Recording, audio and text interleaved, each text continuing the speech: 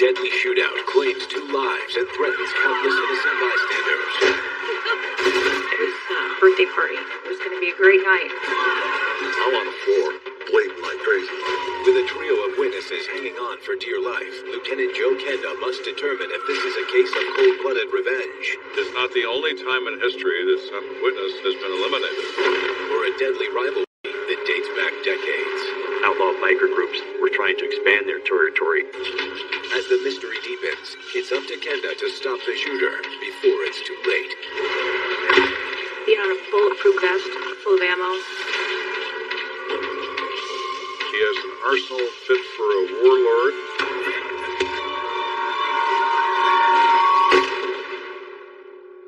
Gang mentality has been with us for thousands of years, and it makes it incredibly dangerous because it dehumanizes the victim. It speaks to the worst side of human nature, the violent side. There's one thing that never changes: murder. A life has been taken. Their stories are now my stories. I never know where a case is going to lead, but I'll never stop until it's solved. Somebody has to look out for the victim. If you kill, I will find you.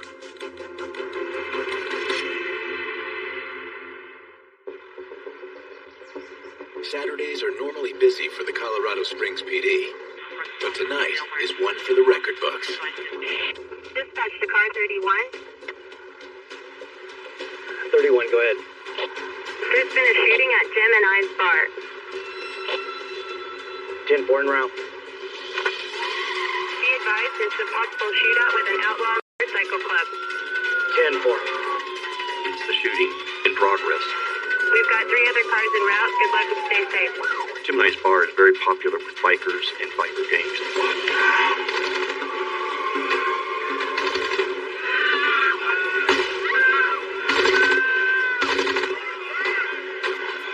Stopping a gun battle with a biker gang could very well cost the responding officers their lives. When an officer is responding to progress shooting, there's a lot that goes through the officer's mind. He's worried about his safety along with the safety of innocent people. He wants to get the gunfire stopped as soon as possible. Everybody drop your weapons, please! Watch your back! I see him! With this person not responding to the commands being given, he's deemed to be an aggressor. But terrifying sound. Reloading! Stop it now! Now! Now! And police are trained to make quick assessments. But he is in danger, and the only way to stop that is by the use of deadly physical force. 5 miles south, Lieutenant Joe Kenda is spending Saturday night catching up on paperwork. Miss Kenda. The comm center says there is a major gun battle underway at Gemini's bar. Okay.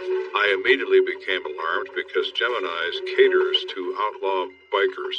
Must be some kind of biker group warfare. All right, I'll be right there. Bye.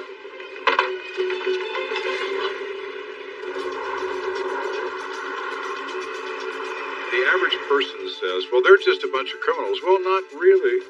The majority of people who are motorcycle enthusiasts, art professionals, and working people happen to love motorcycles. To lump anybody on a motorcycle into a stereotype of a group is just ignorant. What I love most about riding my own bike is the independence of it and just being out in the open air. 1% of those enthusiasts are criminals who engage in illegal behavior. The Sons of Silence, one of these groups, is headquartered in Colorado Springs, and Gemini's is a bar that they frequent. The FBI identifies them as one of the top 10 most violent biker gangs in the U.S. There's been all kinds of bad blood between the PD and the Sons.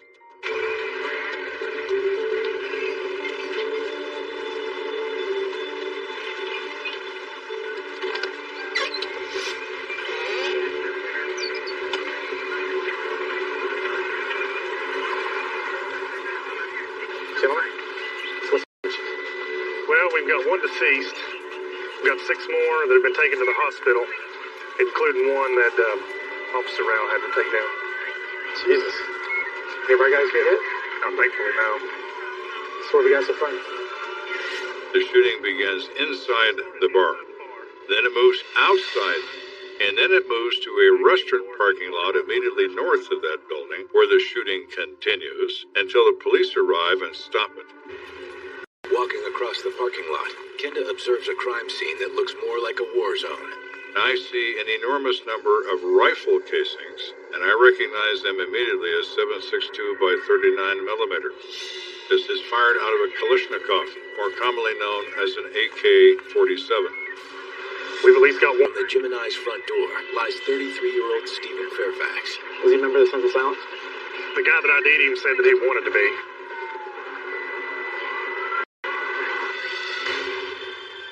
You don't automatically just become a member of the Sons of Silence. Somebody has to vouch for you. They take a vote that they will accept you as a spec, a prospective member. He's a spec for the SOS. Kenda starts by examining Stephen's injuries. He's been shot 3 times, once in the neck, once in the arm, and once in the torso.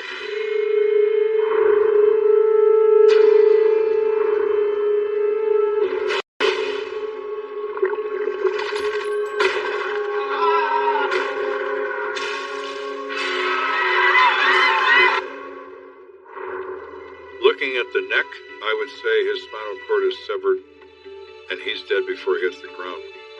Instantaneous. Kenda turns his attention to the evidence surrounding the body. 380. My first thought is the expanded casings are probably from the 9mm handgun laying in the parking lot some distance away, but then we can look at these casings and they're 380s. They come out of a 380 handgun, not a 9mm. To Kenda, the 9mm casing suggests Stephen Fairfax fired a weapon multiple times during the shootout. But they also beg another question. Now, where's the gun? Kenda moves inside, where the shootout seemingly began. It's an older bar. There's signs that there was live music being played at the time, a microphone, drum set, things like that. There are streamers around indicating it's a birthday party. There was a lot of damage in there. Chairs knocked over, stools knocked over, bullet holes, people, blood. It's clear that somebody had actually just fired a weapon multiple times into the ceiling. Now, are they doing that to get everybody's attention? That would certainly do it. Have you guys been collecting up all the casings here? What's the caliber? A lot of 7.62 by 39 and a few 9mm. So with the 380 rounds that we have outside, and now we have 9mm and AK-47 rounds inside, we know that there are at least 3 weapons involved in this incident. Who did what to whom, and who started this, and who tried to finish it? Kenda heads out to the Gemini's patio, where patrons who didn't flee when police arrived are now gathered. So what do you have for witnesses? Not a lot to choose from. Everyone's claiming they were here just having a good time. And all of a sudden it goes from party to gunfire, with no clear explanation of how it did that. So you're the bartender? Yeah, Susie Sotomayor. I'm Lieutenant Kenda. Did you tell me what you saw tonight? She begins her statement by saying that there was a birthday party that was underway for a very popular biker and hadn't gotten underway yet. Everybody's in a good mood. She is pouring everybody drinks. All of a sudden she sees one individual with an AK-47. Terrified, Susie ducked behind the bar and stayed put until the shooting stopped.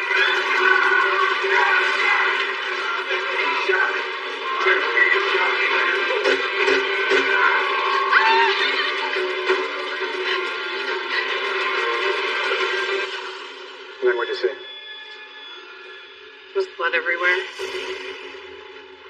So many people were shot.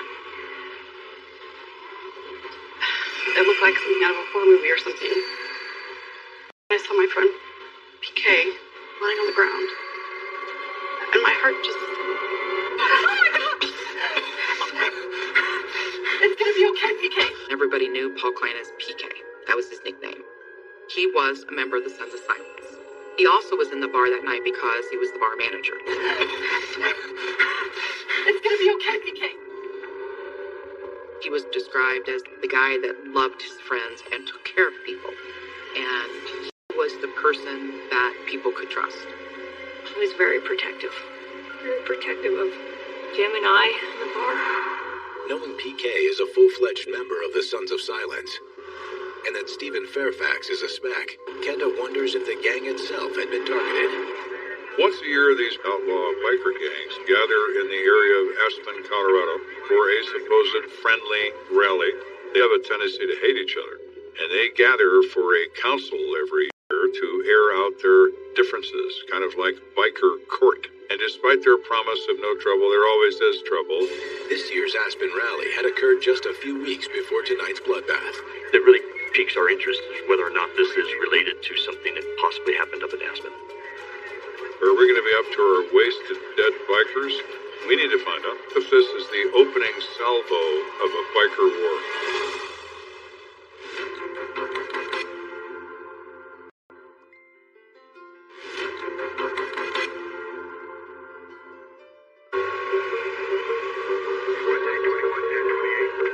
We're investigating a mass shooting at Gemini's bar.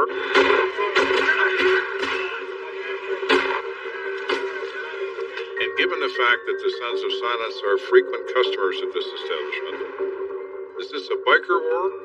What is going on here? Aware that there was a gathering of outlaw biker gangs in nearby Aspen prior to the shooting, Kenda reaches out to the Narcotics Division to see if they have any additional intel. Yeah, certainly could be. Sons have been getting a lot of flack, mostly from Hell's Angels. They tell us the Hells Angels have been moving into Colorado and encroaching on their turf. The Angels consider themselves to be the first and the best of the outlaw gangs. The Hells Angels have a history going back to the 1940s.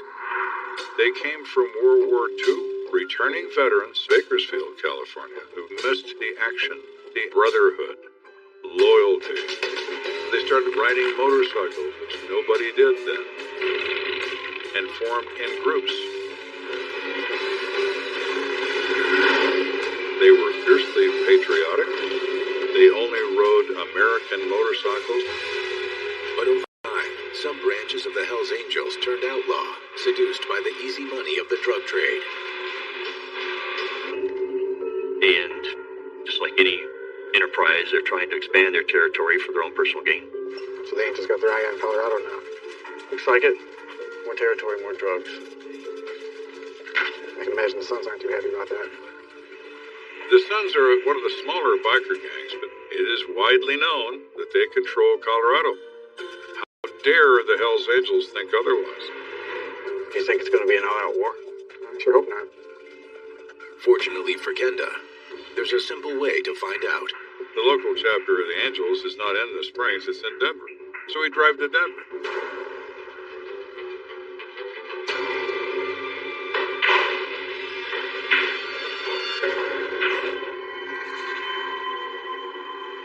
We walk in the door and all of a sudden you hear crickets.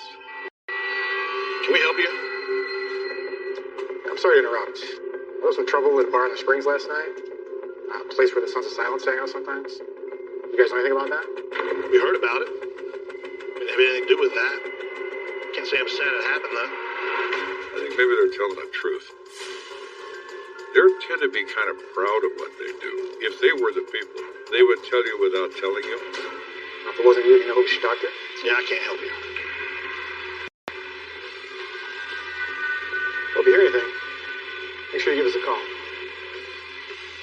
This shooting doesn't appear to be related to turf wars going on.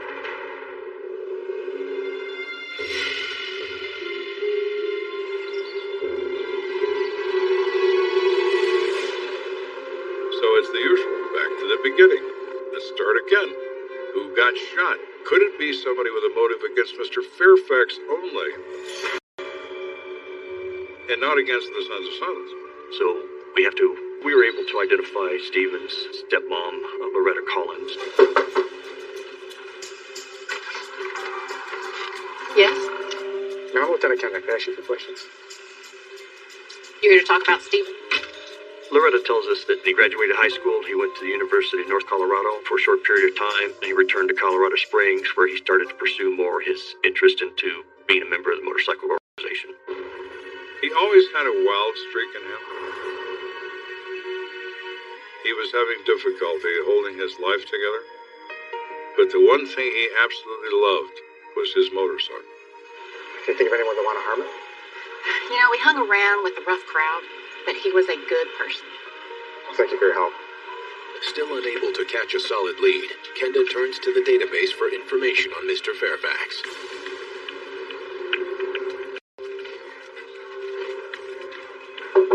Hey, Joe, you're not going to believe this. What's up? We learned that he had an interaction with the Sheriff's Department in Boulder County 6 days before his death. That is something that really piques our interest.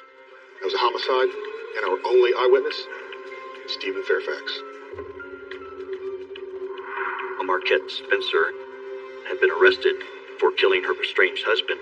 Just because she's in custody doesn't rule her out for being responsible. No, it does not.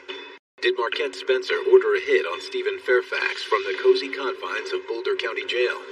And had the attack on Fairfax triggered the massive shootout at the Gemini Bar? Fairfax is a witness in a homicide, and now he is dead from multiple gunshot wounds. That seems rather convenient.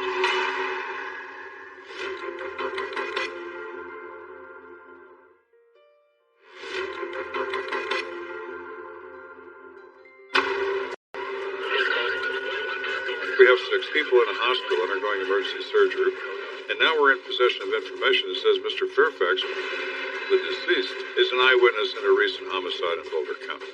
The woman charged with the Boulder County homicide is one Marquette Spencer. Kenda wonders if Marquette had Stephen Fairfax killed in order to silence him.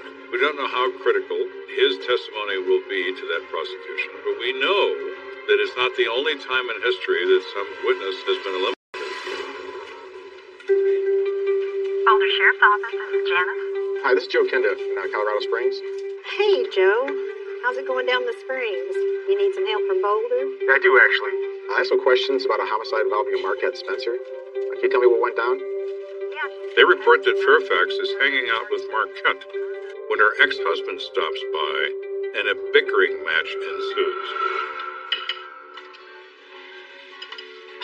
Go ahead.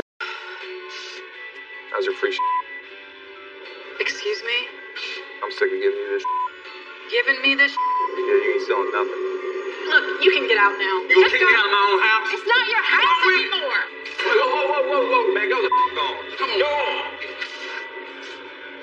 You're crazy. Mr. Fairfax ran into another room to call 911. Hey, I need help at 16 Kane Avenue. Oh, my God. He heard gunshots. He came back outside to notice that Margaret Spencer is holding the gun and Andrew White is on the ground, dying. You've got her charged with second-degree murder. Her trial is in just a few months. Interesting timing. Kenda dispatches one of his detectives to the Boulder County Jail to determine if Marquette Spencer is the mastermind of the attack on Stephen Fairfax. My name's Detective Kingsbury. I need to ask you a few questions. Okay. I mean, I told him everything I know. I'm sorry to inform you, ma'am, that Mr. Fairfax is dead. Stephen's dead? What happened? She is shocked to learn that Stephen Fairfax, her friend, is dead. She's even more shocked to learn that we would think she would somehow do something to harm him. You think I had something to do with it? Well, I wouldn't be here if we didn't. Look, what I did was terrible, but it was an accident. I mean, I was out of my mind, I was high, my ex came over, and things got out of control. So you're not denying killing Andrew White? No. Now, this is not the personality who wants to eliminate a witness. She's willing to tell a detective from another jurisdiction she's responsible for this crime.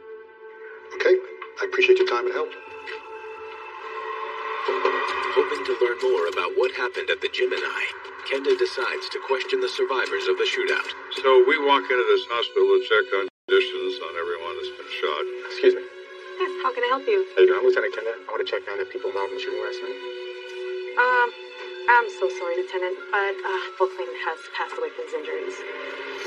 40-year-old Paul Klein, known to his fellow Sons of Silence gang members as PK, had been friends with the owners of the Gemini for years and even worked there as a manager. He was entrusted to make decisions on our behalf when we weren't there. He was a good dude. There was no two ways about it. He was friendly with everybody. He was also a very educated man. Everything that he meant to say, he said it. very eloquently. What are the odds that the others will pull through?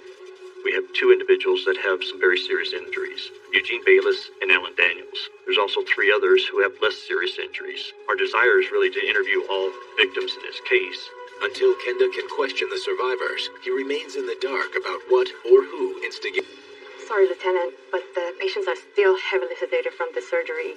Don't think it's not a good idea today. Okay, I'll try back later. Thanks for your help. While he waits on the survivors to be cleared for questioning, Kenda asks detectives to dig into their backgrounds, starting with a man Officer Rao shot, 42-year-old Eugene Bayless. He didn't put down the gun, which led to him being shot, so why did he not comply with the officer's orders? Kenda assumes Eugene is also a member of the Sons of Silence. Come in. But a background check makes Kenda think twice.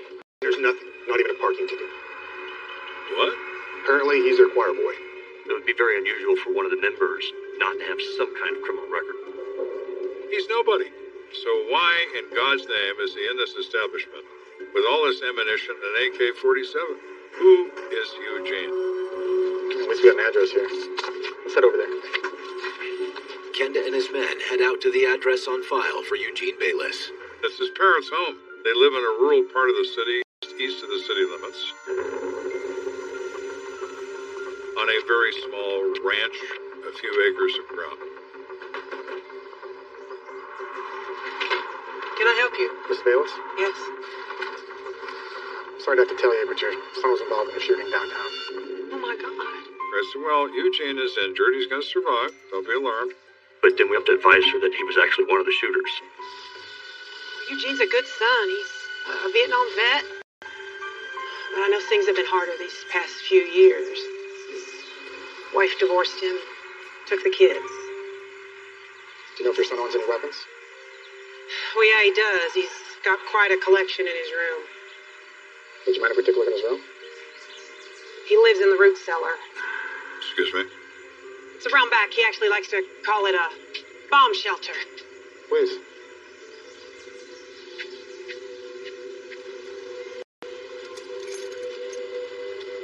Eugene lives in a bunker, which is 9 by 12 feet. Excuse me.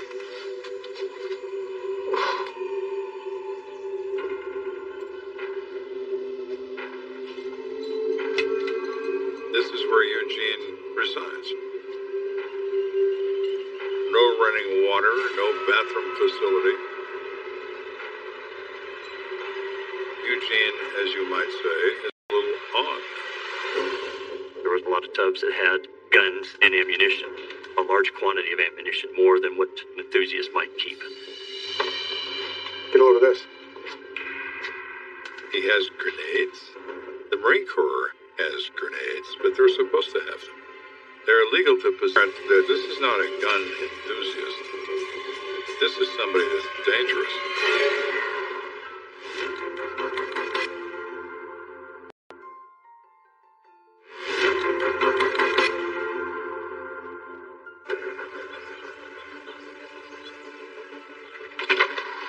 Yes? We're looking into the background of Eugene Bayless, one of the active participants in this event, and everything about him is disturbing. We discover him to be living in a root cellar in his mother's property with an arsenal fit for a warlord. Where did he get all this stuff? Not only is Eugene's cache of weapons disturbing, so are some of the illegal modifications he's made to them. He buys a semi-automatic submachine gun legally on the marketplace. He then disassembles that weapon and converts it into full automatic. Staring at Eugene's arsenal, Kenda sees the massacre at the Gemini bar in a whole new light. I now believe that all my biker revenge scenarios are useless. We're dealing with a lone wolf gunman. Who knows what his motive is? Maybe he doesn't know either, but we are certainly going to find out. Eugene, I'm Lieutenant Kenda. This is Detective Kingsbury. We need to read your rights. You have the right to remain silent. He has an unusual look on his face. His eyes are wide open. He's going back and forth between myself and another detective. We advise him of his rights. Do you understand these rights as I spoke them to you? Yes, sir. And you still want to talk to us? Absolutely. That biker caused me to do it. Excuse me? I just couldn't take it anymore.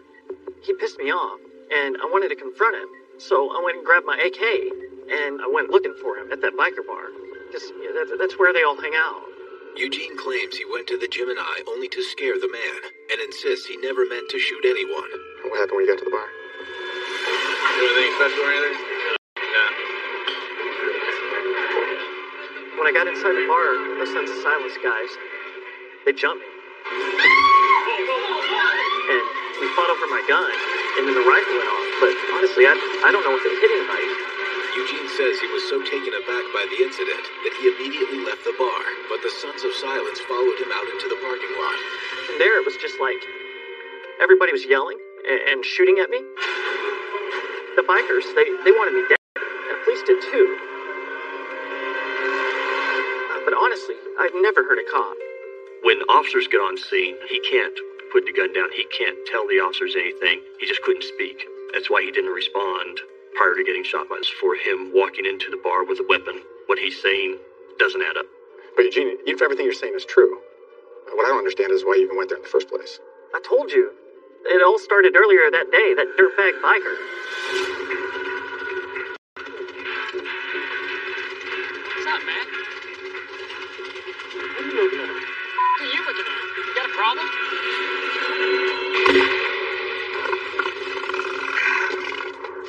But I'll be honest, I was shocked. I thought I was gonna die. Wow, Eugene. So you were shot in the face twice in the same day. What are the odds? While the injuries on Eugene's face are consistent with a gunshot wound, Kenda believes the damage was solely inflicted during the shootout with Officer Rao. You were in the military, weren't you, Eugene? Yes, sir. I served in Nam. So you understand face wounds and how much they bleed? So if we were to search your vehicle right now, we'd find blood all over the place, right? Well, not really. I think he used a BB gun. So you didn't know this guy, just a random biker? Like I said, I went up to Gemini's because that's where they all hang out. This isn't a statement, so we decided to end it. Yeah, thanks for your time. We'll be in touch. Sure. Okay. By the time Kenda and his men wrap up with Eugene Bayless, doctors have given him the green light to interview the crime's other survivors. Mr. Daniels? I'm Lieutenant Kenda. Hello. Alan Daniels says he's a mechanic, he's a motorcycle enthusiast, he's not a member of the Sons. He considers it to be a normal Saturday night at Gemini's. And we're having fun. There was nothing out of the ordinary that was happening. Having a birthday party for a friend of ours. Yeah.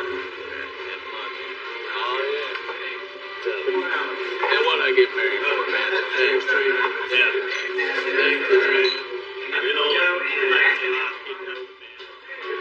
The only Son member that was in there that night was Paul Klein, or PK, and he was there because he works there.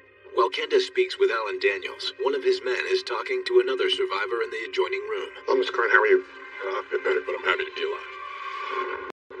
This individual's name is Andrew Kiernan.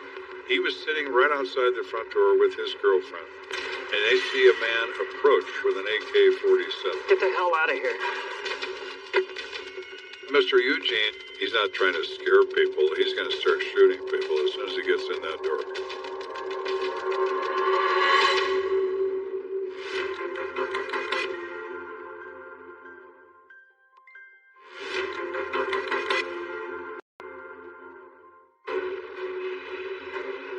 We've spoken to other witnesses, including people that were shot. We're able to piece together what... It was filling up quickly. My brother Ron was on the door, because PK was behind the bar that night. The guy came kind of barging in, put on a bulletproof vest, full of ammo. AK-47. I've never seen the man before until that night. All I remember is Paul going toward him, me going toward him. They are incredibly alarmed. They immediately seize this man. The weapon is still pointed skyward. When the trigger is pulled, a burst of automatic weapons fire goes into the ceiling. My knee came down, and he just started firing. The automatic weapon sprayed the bar area, hitting bass player Kenneth Inman in the hand and bar regular Alan Daniels in the jaw. Next thing I know, I'm on the floor, bleeding. trying to figure out what happened. The next to get hit is birthday boy Jerry Cooper. In the struggle, Klein is able to gain control of the AK-47 from Eugene. But according to several survivors, that's when Eugene drew a second weapon. Gene, he's armed with his 9mm and handgun. That's when PK is shot 3 times. The witnesses tell Kenda that after shooting Paul Klein, Eugene Bayless retrieved his AK-47, exited the building, and continued shooting, making one final, truly bizarre statement on his way out the door. Wow, that was an adventure. It was so fast, and I was like, how could this be happening? It was surreal. It wasn't real. This isn't happening. Is this a joke for Gary's birthday? Is this not a really bad joke? The shooting continues. Bikers are running out of this place, trying to get behind parked cars in 2 parking lots, and Eugene comes out with his AK, trying to hit these people that are hiding.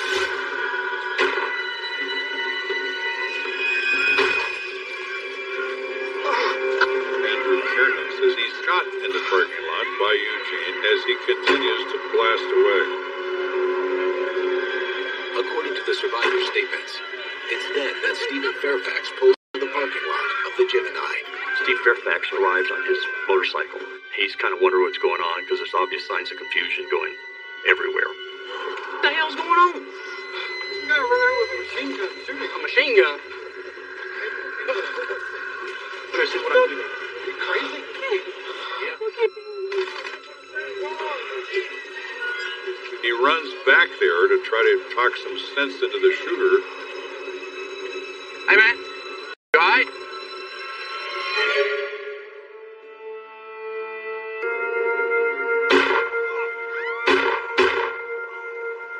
And he takes 3 gunshot wounds and falls dead in the parking lot.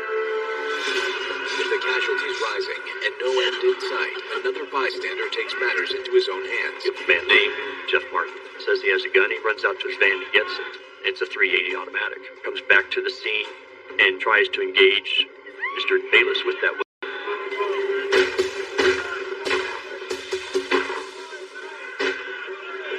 Mr. Martin fires 5 shots from his .380 pistol at Eugene Bayless, but misses him with every shot. This finally explains where those .380 casings came from, because they fell next to Mr. Fairfax's body. Mr. Fairfax didn't have a gun. He was already dead. So no gun had been stolen. Jeff Martin had it. Moments later, police arrive and put an end to Eugene's rampage. Police! Everybody drop your weapons! Our initial reaction to PK, knowing him as we do, member of the Sons, Steve Fairfax, a spec for the Sons, we make the leap that they're involved in this shooting, they're participants in this shooting, and the reality is that they're innocent people who are actually trying to save lives and pay for it with their own life.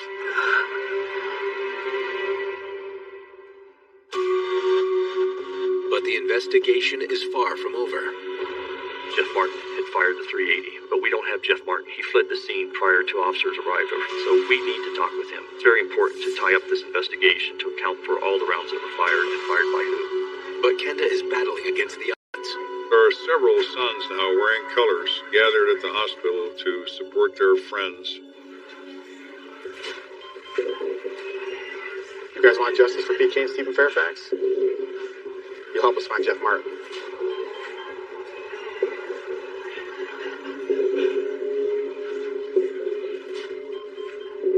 They make no response. They stare at us. All right. You know where to find me. Decided it's a long shot, but we had to ask.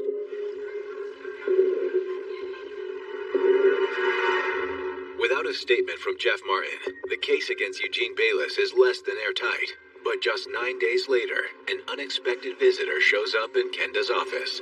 Right. Let me know what you find out. Bye.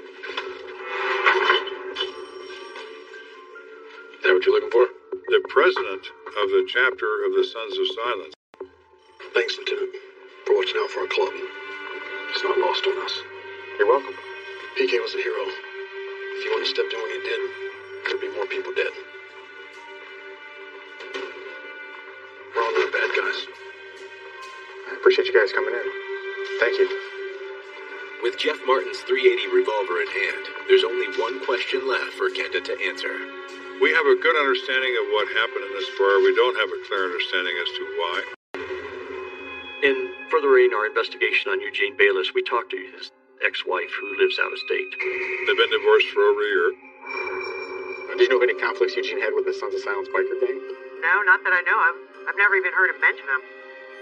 Do you have any idea why he would open fire on them then? Well, he's been an angry, vengeful person for as long as I've known him. She went on to report that he told her many times he felt trapped in his life, that he was married with children. He sees himself as a biker, sees himself as a nomad. He could have lived a life of adventure instead of a life of drudgery. Well, I appreciate the information. No problem. Thank you. Bye. He's in a downward emotional spiral. He's lost his wife, he's lost his job, he's living in a concrete bunker in his parents' backyard. He's stockpiling weapons. Why is he doing that? In this cloud of depression and paranoia? The human mind is a complicated piece of machinery. As for the guy on the motorcycle who supposedly shot him in the face, I doubt that even happened. Eugene was a wannabe biker. He wanted to have an adventure. And when he wasn't accepted by them, he took his revenge on the bikers. Eugene Bayless is formally charged with 2 counts of first-degree murder and 16 counts of attempted murder. At trial, Bayless maintains he was acting in self-defense. The jury acquits him of all murder charges. It was frustrating for the fact that, we had a good case. I don't know if it's based on the fact that our victims were bikers and they were viewed negatively. We feel that he's guilty, but the courts have spoken, and that's what we'll live with. However, Eugene is convicted of possession of an illegal firearm and is sentenced to 3 years in prison. I'll never forget his face, I know that.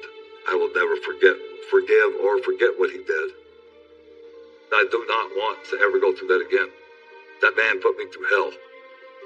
No, justice was not served in this case. PK was a good man in the end, and, thanks for saving my life. You have 2 people who died and no one was found guilty of it. And there's no true resolution of that. Oh, PK Klein. When you hear his name, some envision a warrior. After Saturday night, most will remember him as a hero. This thing that happened over in Gemini's, it was an unselfish act that he did. He saved the lives of a lot of people. Bikers are human beings. Even outlaw bikers are human beings. They're capable of moments of great courage. Stephen Fairfax, at the end of the day, was heroic in his efforts to save innocent lives. Irrespective of his history, irrespective of his involvement with the Sons of Silence, ultimately sacrifices his own life in defense of others. That is a remarkable thing.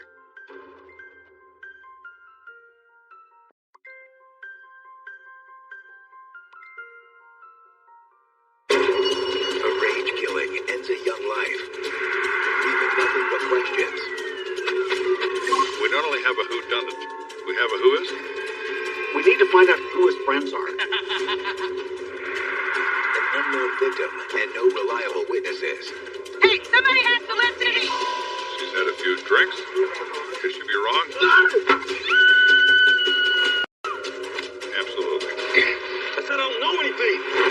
The brutality of the murder leads Lieutenant Joe Kenda down a shadowy path to a painful truth. He was the father figure to them. This is as serious as it gets.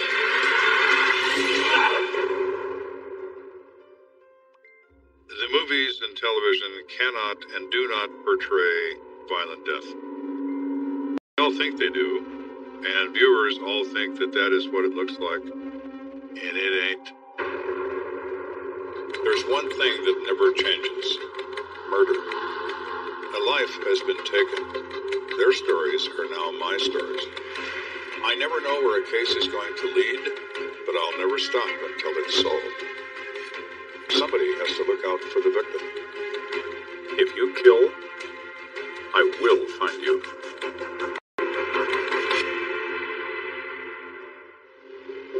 1 a.m. It's the night before New Year's Eve. Folks in Colorado Springs are gearing up for end-of-the-year celebrations that will usher in a new decade. At a convenience store on the east side of town. Hey, how are you? Good, how are you? Clerk Ricky Holden struggles with an endless stream of holiday revelers. You got a party? New Year's was always a crazy time of the year. You've got people who, frankly, start to pre-party days before the event. It makes it difficult, I think, for anybody who has to deal with the public. What's up? Hello? Yeah. I can't do it right now. Ricky was taking care of customers in the store, and as he was ringing up the bill, he hears a thud coming from outside. Scream.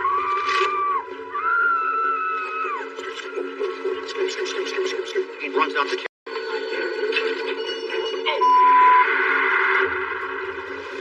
There's a man laying on the ground with a large pool of blood.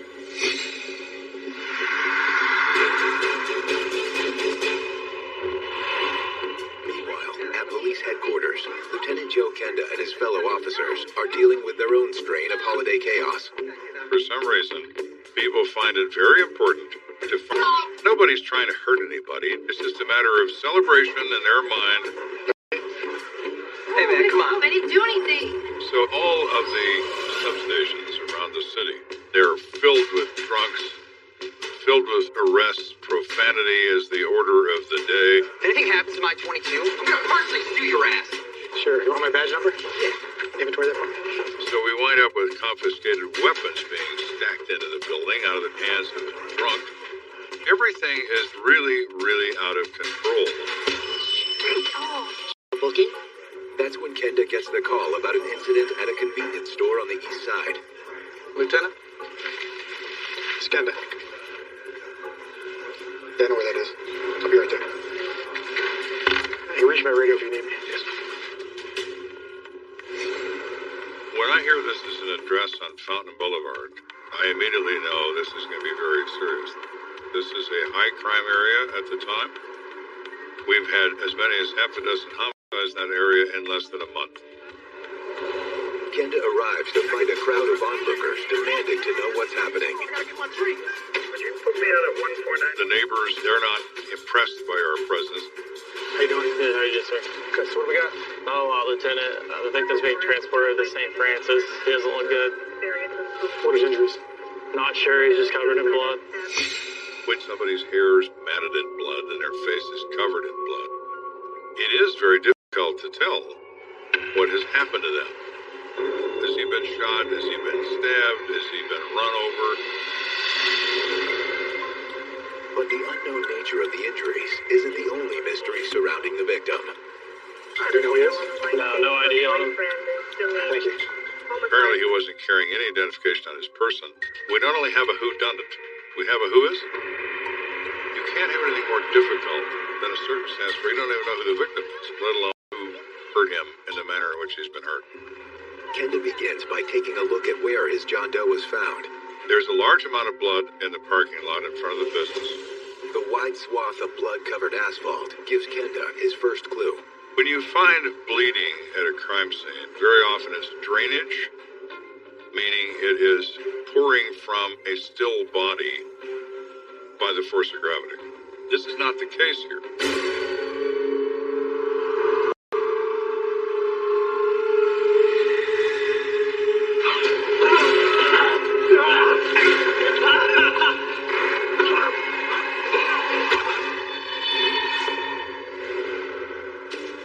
There's obvious smearing and movement going on in the blood.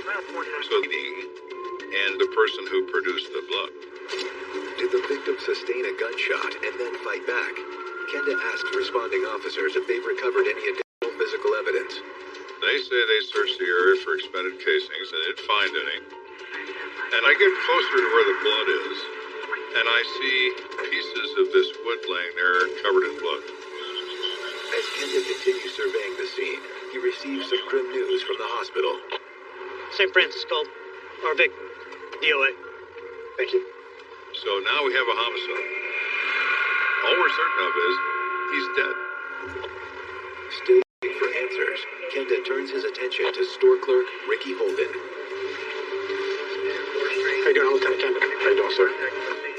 He's observant, he's cooperative, he's intelligent. Did you see the victim earlier? Oh, yeah. He says he notices a Hispanic male in his middle 20s on the payphone outside the building. I stopped paying attention to the guy because I had these 3 customers in line. It made me a little nervous. He came about that. Hey, man. Put it together on my face. Pack the smokes, please. What? Pack the smokes, please. The hard pack. 2 black males, early 20s.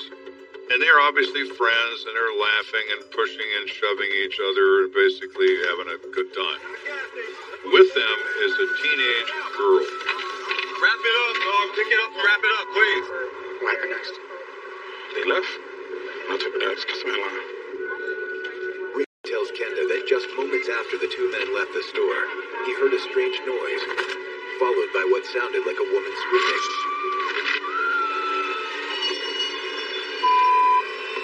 And he looks up in time to see a small white car leave the parking lot at a high rate of speed. He doesn't see who's in it, but he assumes it's the people that just left, the 2 black guys and a white girl. Would you recognize anyone if you saw him again? Oh, yeah. Took a real good look at him. Did you happen to see the license number? Couldn't see it. I'm pretty sure the car was like gray or whitish. Having information that is a light-colored car is pretty meaningless. What distinguishes it from every other car? It's better than nothing, I suppose, but it's pretty close to nothing. Oh, I appreciate that. Thankfully, it's not long before Kenda gets some much-needed help from the most unlikely of individuals. As the investigation is progressing, a lady walks up, kind of stumbling up to the crime scene, and obviously she's been drinking, celebrating the New Year's. Hey, somebody has to listen! We look at her and we say, hey, and she says something that gets my attention. I saw the plate, the license plate. Get off of me! Send her through.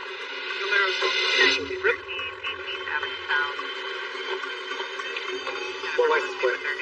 I saw the white car that was speeding off with the people in it. I tried to tell these dudes over here, they don't want to believe me. And she gives us a license plate number with the last 3 digits. The last 3 digits were 114. Now that is huge. You sure that's what it was? Yes. We find a light-colored car with the right kind of people in it. They're close to that combination of numbers. We're in business.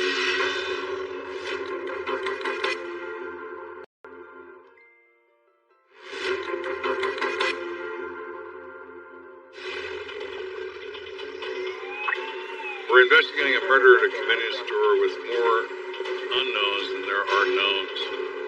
We have an unknown victim, we have an unknown cause of death, and we have no way of determining where we can find the only people of interest we're aware of. But just when it seems Kenda has hit a dead end, let me through! A woman comes forward with a partial license plate number. Is our witness a mathematical genius? Probably not. The last 3 digits were 114. She's had a few drinks. She appears to be a little spacey even when she's not drinking, but she says 114. Thank you. You head back to the day. What do you need APB put out on that? Did you do that for me? An APB on a... Then, a call comes into the convenience store. Curiously, the caller asks to speak with the officer in charge of the investigation. Hello? Hey, Lieutenant. A woman on the phone in here may have some information you might want to talk to. I'll take it. Thanks. So when I pick up the phone, I give my name, and can I help you? It's Lieutenant Kenda. And this woman says her name is Yvonne Wallace. Yes, hello, sir. My name is Yvonne. I got a voicemail from the convenience store. She says she's got a boyfriend named Miguel Mendez, and he's 25 years old, and he called her from that area and needed a ride home. According to Yvonne, Miguel left her a message saying he'd find a ride and not to worry. But he never made it home. She explains that she drove around to see if she could find him, and she saw the police at the convenience store, and she got very frightened. Kenda has a feeling he's just identified his victim. We asked her to describe Miguel to us on the phone. She provides us with a description of the clothing, body size, and appearance of our victim. So I said, Yvonne, someone's been hurt here at this store. I just said hurt. And I want you to meet me at St. Francis Hospital Emergency Room in 15 minutes. Can you do that? Yeah, I can do that. 15 minutes. I'm going to have her look at this body and tell me if it's Miguel Mendez. That's not a nice thing to do. Nothing about what I do is nice. But before Yvonne arrives at the hospital, Kenda and his men hope to solve the mystery of what killed her boyfriend Miguel. How you doing? We're investigating this murder. Do you have a cause of death yet? Multiple skull fractures. Are there any bullet wounds or knife wounds or anything like that? Looks like he was beaten pretty badly, though. Broken ribs, bruises all over. Thank you.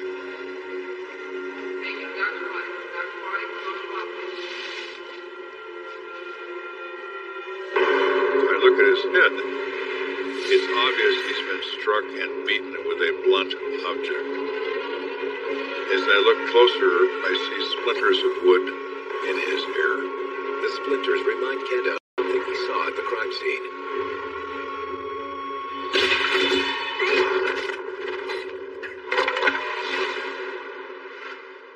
I've seen a lot of murder weapons. I've never seen firewood used as one.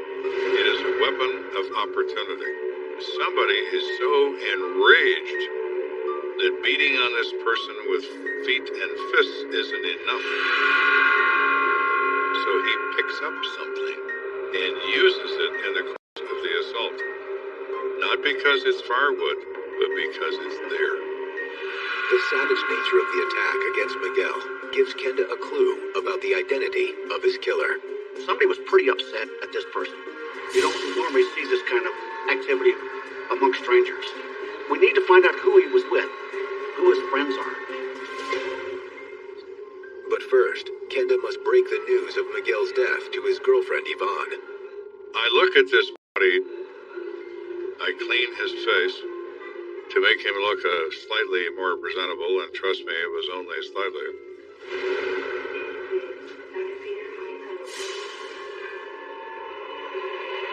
This is Lieutenant Kenda. Yvonne? Yes. The person that was hurt earlier tonight, unfortunately, has passed away. And now that's who we have right here. I said, you're about to see something you've never seen. And I'm sorry I have to put you through this, but I'm afraid I'm...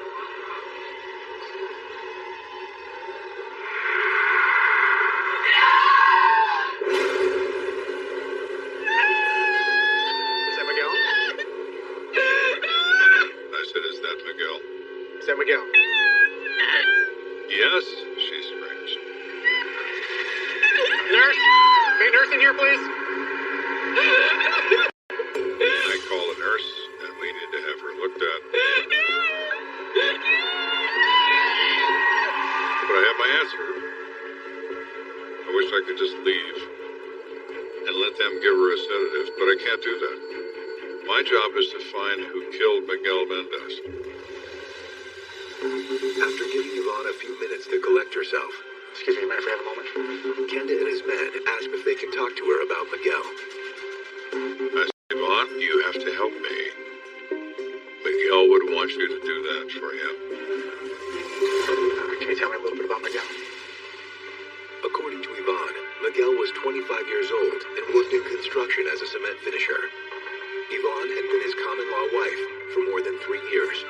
Yvonne and Miguel didn't have children together, but she had 5 children, and he was the father figure to them.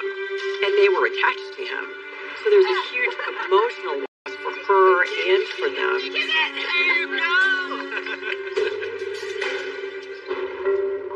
you know anything about what happened tonight? No, we were at the bar and drinking, and everything was fine. Bring it in, Laura. We had been out earlier that evening. with Mr. Mendez and a person she identified as Hector and a friend of hers. And they had several drinks together. I think I'm ready to go home, okay? And after a while, her and her friend decided that they were going to leave. Her boyfriend decided that he would stay with Hector and have a couple more drinks. He would be home later. So we are just beginning this case. Now we know who he was with on the night he died.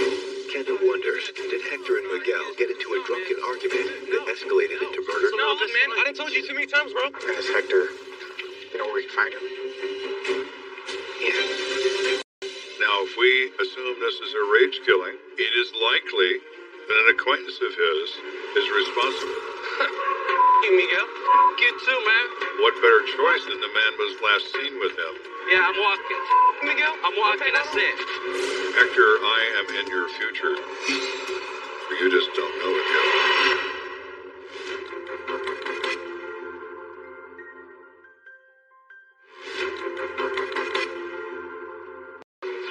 We're investigating the death of 25-year-old Miguel Mendez. Who's been savagely beaten to death in front of his convenience store. Patrol is out looking for the suspect vehicle when my interest has been piqued by another suspect. We find the last person he was seen alive with was a friend named Hector Rodriguez. We have determined where Hector lives, and we're about to confront him.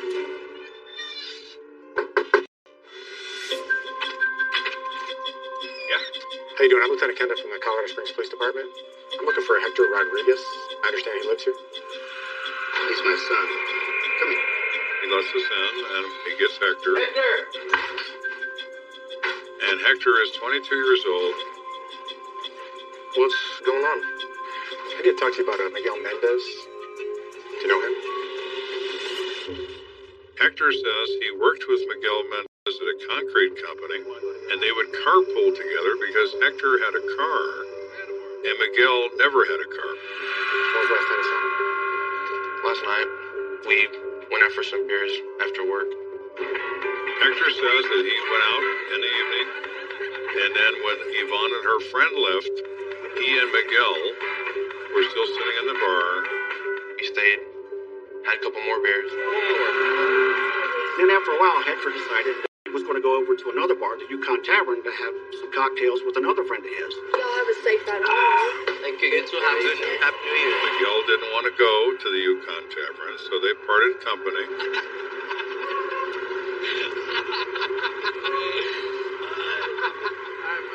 Miguel walked away in one direction, he walked away in the other. What time did you leave him? About 10? What time did you get home? 11:30. All right, wait here for a second. I'll talk to your dad. If Hector is telling the truth, it would place him back at home more than an hour before Miguel's murder. But Kenda's not about to take Hector's statement on face value. Excuse me, sir. Can I ask you a few questions? Yeah. Were you here last night when your son got home? Yes. Do you remember what time that was? Well, Johnny Carson was on. It was his monologue, so that'd be 11:45.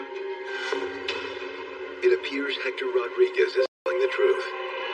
Is Miguel okay, or is he in any kind of trouble? I'm afraid I have some bad news. Miguel was killed last night.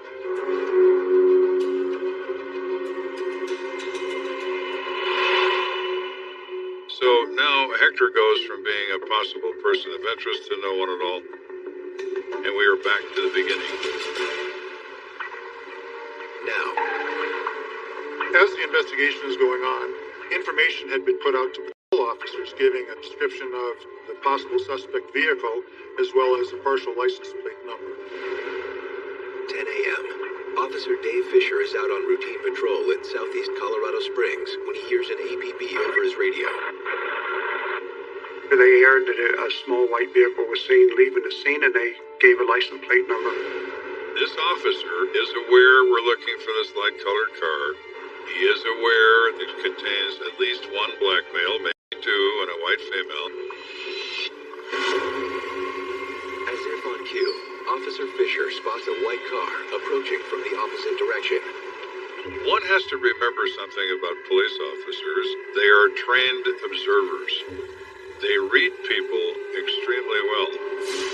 He sees the black male, and he sees on his face what is referred to in the cop world as the look. He sees a fear factor in this guy's eyes. Suspicious. I made the U-turn and then observed the license plate number, and it was 114. Possibly spotted the suspect vehicle. And the red lights come on in that police car. And he stops. When an officer approaches a suspect vehicle of any type of violent crime, certainly their senses are heightened. You don't know the state of mind of the person or persons that are in the vehicle. Put your hands on the steering wheel. Put your hands on the steering wheel, man. Put your hands on the dash. Slowly reach down. Let me see some kind of identification. Look, I don't have any ID, officer. I don't either. We don't have any with us, really. Go ahead and step out of the car for me. Slowly. What's this Keep about? your hands where I can see them. You need to tell me what this is about? Set on your jacket. It was at that time I noticed wet spots on his shirt. And I asked him what that was on his shirt, and he said it was taco sauce. But it didn't look like taco sauce to me. Dispatch to Kenda. Go for Kenda. Matching the description from the AVB was pulled over. One black male and one white female. Well, now, my whole attitude changes. 10-4, I'm on the way. Kenda out. I was feeling sorry for myself after we left Hector's house that now we're all of a sudden back in gear and driving forward.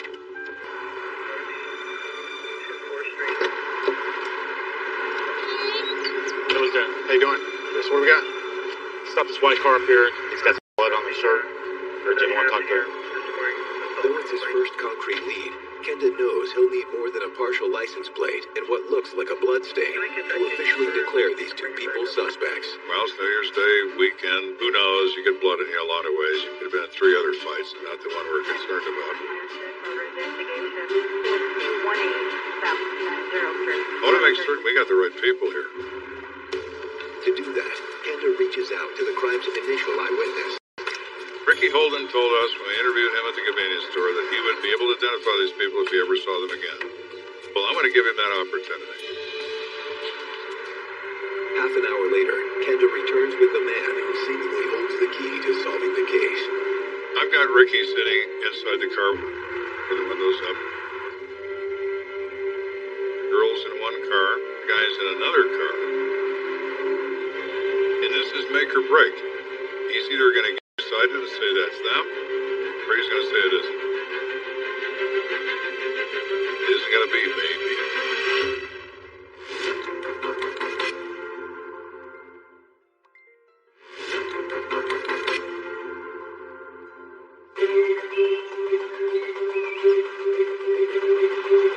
We're investigating the beating death of a young construction worker. We believe we have 2 suspects stopped.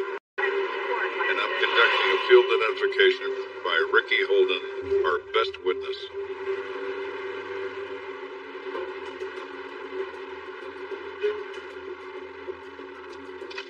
Now, take your time, Ricky. I don't need to take my time. That's them. I got stuff for them. There it is.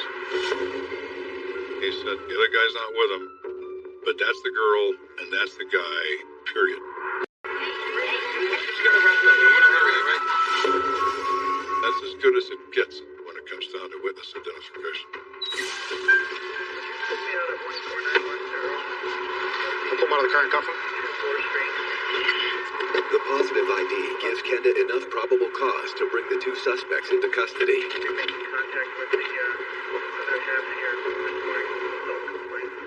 What's your name? Bienvenido, but my friends call me Ben. Let's get blood on your shirt. Look, man, I don't know nothing about that, man. That was all Anthony. Who's Anthony? One of my friends. You have great taste in friends, my boy. Let's go to my office. We will. Bring her too.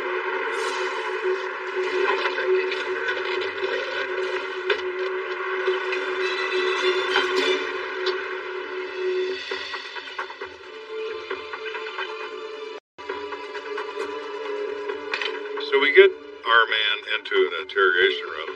He is Ben Callwood. He's 19 years old. Just tell me what happened last night, Ben. Was at this party. That's kind of cool. Ben Callwood tells Kenda that he and his fiancée Jenny had been at a pre-New Year's beer bash, and they left with Anthony to pick up some snacks. Hey, baby. I'm on the corner of Chelton Road. I appreciate it. Let's go, baby. We walk out to the car.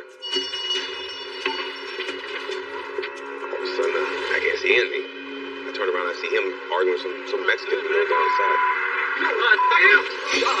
He sees Anthony pick up a bundle of firewood from in front of the store,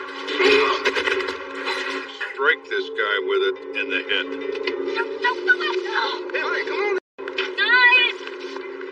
He says he goes over there and he's going to break them up. And he says that's where he got the blood on him when he tried to separate them. I ran out to go stop Anthony. I was like, look, man, we gotta go and everything. That's how I got the blood on my jacket. Ben Callwood's story gels with the physical evidence. But Kenda isn't sure whether Ben is telling the truth or trying to pin the crime on his friend. Once again, I'm innocent. It isn't me. It's him. He wants to paint himself as a peacemaker, and you know it's not true.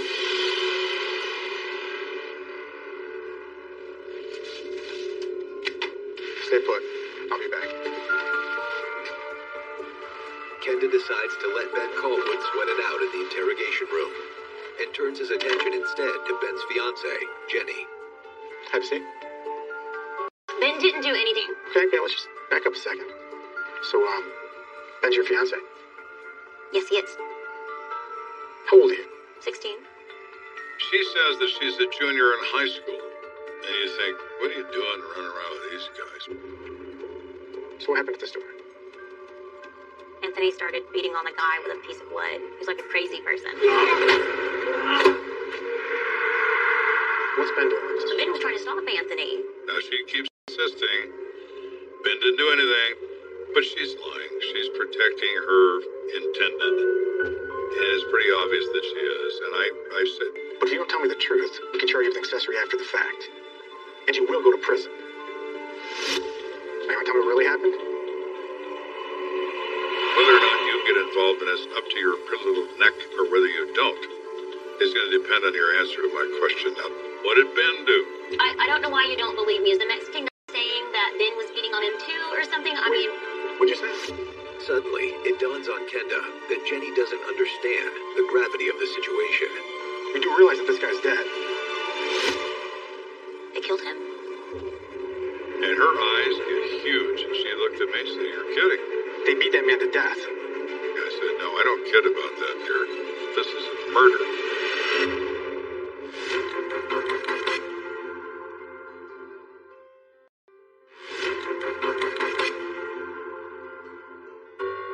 I know Anthony was fighting Miguel Mendez. I know that Ben was probably participating in it as well. However, his fiancée Jenny has been refusing to admit it. You do realize this guy's dead. They beat that man to death. That young man was DOA at San Francisco Hospital from the beating provided by your two companions. Now you understand why we're here discussing this. This is as serious as it gets. Tell me what you saw. Well, I guess Ben did beat the guy a little bit. All right, well, that's close enough for me. For charging purpose, he's a participant in a beating death. All right, you're free to go for now. I've released the girl with the custody of her parents. We're not charging her with an offense. Ben, I'm keeping. Sir, stand up, please. You're under arrest. Ben Callwood is placed under arrest for the murder of Miguel Mendez. I didn't murder anybody. But Kenda's other suspect, Anthony Scott, is still at large. Later that day, a call comes into the precinct. precinct with a promising lead. Lieutenant Kenda. The caller's name is Rose Garcia. She says she heard about the murder on the news, and on the night in question, she was at a house party. She's at the party and everybody's drinking and people are coming and going. But she specifically remembers two guys laughing. Yeah, right? You had to make sure he was down. Bang! Right there, right in front of me. That's what I saw. That's what I saw.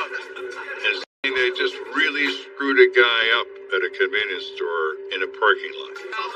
Rose says that she talks to them and their names are Ben and Anthony. Well, that's exactly who I'm looking for now. Kenda heads straight to the home of the party's hostess, Lisa Schmidt. We think Lisa's going to be able to tell us if Anthony's invited. She probably knows where he lives.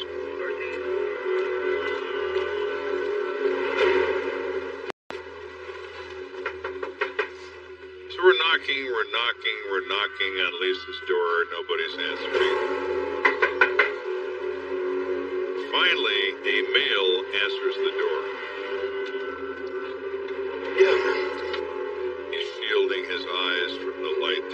Lieutenant Kenda from the Colorado Springs Police Department. And you are? Tyrone. Tyrone, we're looking for an Anthony Scott. Do you know him? No, I never heard of him. Tyrone. That's my boyfriend, but I own the place.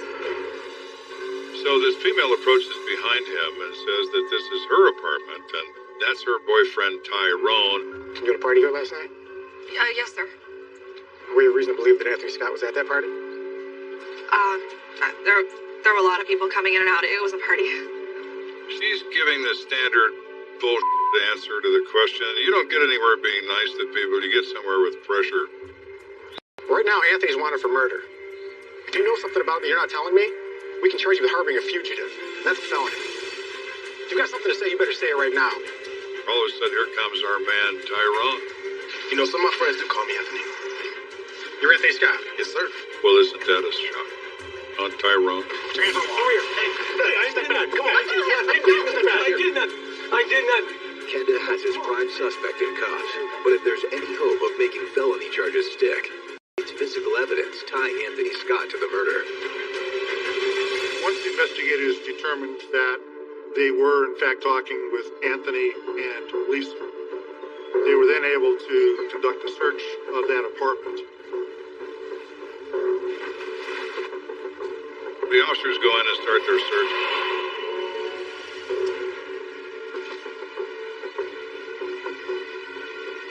Hey, Lieutenant. What do you got? Within a matter of 5 minutes, they say, come in here and look at this. It's a man's sweatshirt, covered in blood. When you attack someone with a blood instrument, the first blow produces blood, the second blow disperses it, and every blow thereafter, all this blood belongs to Miguel Mendez because he hit him many, many times.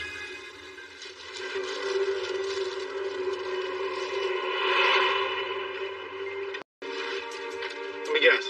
You're painting a barn, right? Man, I know my rights. I want a lawyer. Okay, that's fine. You have your right to a counsel.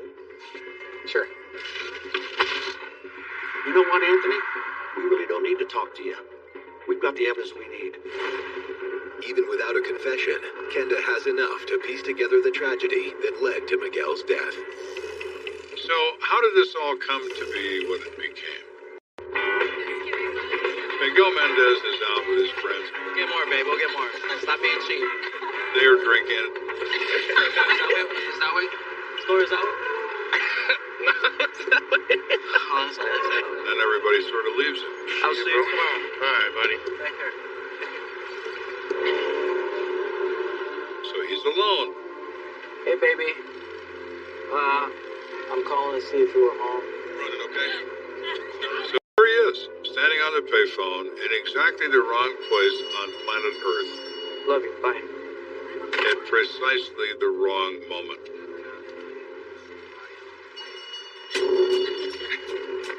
Hey, y'all, can I get a ride down the road? No, man, sorry. Come on, man. It's freezing out here. Hey, man, hey, bro, can I get a ride down the road?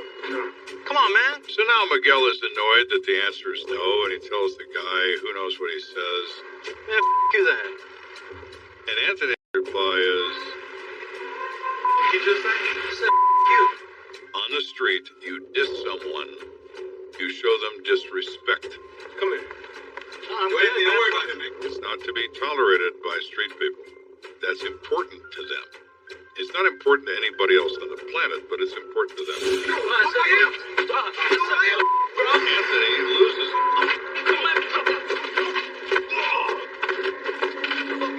You can almost predict assaults in which alcohol was involved. Because alcohol can really lead to violence in a very explosive way. He grabs the first thing he can get his hands on, which is a bundle of firewood, and he wheels this guy in the head with it. Miguel, at this point, goes down.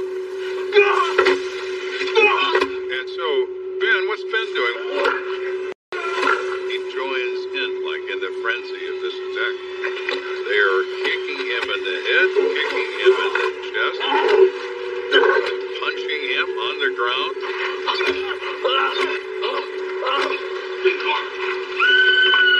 get back in the car, and they run. He can't move. He's busy dying.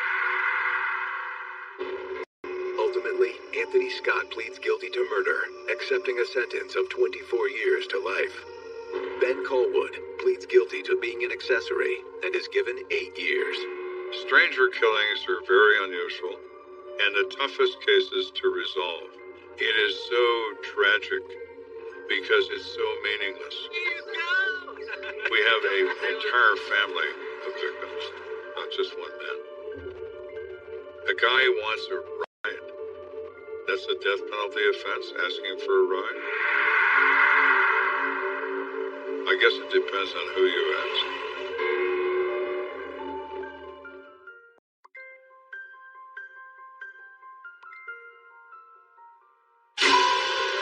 A body in the field leaves detectives stumped. 12 shots. Somebody sure didn't like this guy. We don't know who he is or what led up to him being there, so there's a lot to be done pretty quickly. But the victim's identity isn't the only mystery. To hear that he was kidnapped and then escaped and then didn't want to talk about it seemed bizarre. None of that makes any sense. Can Lieutenant Joe Kenda solve the riddle before the killer strikes again? In the beginning of this case, we were chasing ghosts. They're not ghosts anymore. Every murder case is a complicated mess. You must maintain your patience. There are twists and turns and rabbit warrens that people disappear down until you finally clear some of the smoke. There's one thing that never changes. Murder. A life has been taken. Their stories are now my stories. I never know where a case is going to lead, but I'll never stop until it's solved. Somebody has to look out for the victim. If you kill, I will find you.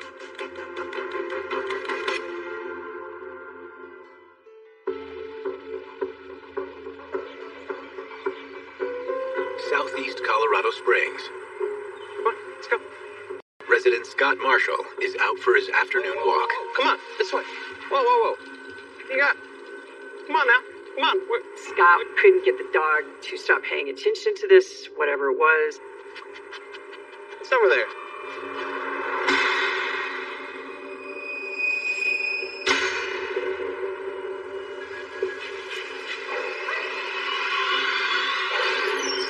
His heart immediately races because of what he's seeing.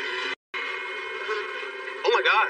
Police, put your hands in the air and slowly turn around. Scott turns to find a patrolman's revolver trained on him. Someone called the police department. And it was a police officer that had just gotten to the scene and didn't know what Scott's involvement was. When the police see Scott there standing next to a dead body, they obviously have to consider him as a possible suspect. Not far away, Lieutenant Joe Kenda is hustling to finish his Sunday errands in time for the football game. Hey, Joe. Hey, Gary. How you doing? Good. One shirt and one suit, and I'll be right back. Thank you. I took normal dry cleaning to them. I never had clothing dry cleaned that were stained with human blood. You can? Because they won't deal with it anyway. That's why you have cheap suits. You just toss them. Crap. No game for me. I got my laundry. Be clean. I just won't be a football fan. Pulling up to the crime scene, Kenda gets the new game plan for his Sunday afternoon. So what do we got? Deceased male, early 20s, no ID on him. Looks like multiple gunshots. Any witnesses? Not so far. There was a guy standing over him when patrol arrived, but it turned out to be nothing. They only find this guy walking his dog. He doesn't know anything about this. He was just a innocent bystander that happened to come across this unfortunate incident. Looking at our victim, who at this point is John Doe, is a male in his 20s. I can see 6 bullet wounds. And there are 6 misses. That's a minimum of 12 rounds. 12 shots. Somebody sure didn't like this guy. There is some evidence of linear shooting where someone is passing up and down the body while pulling the trigger.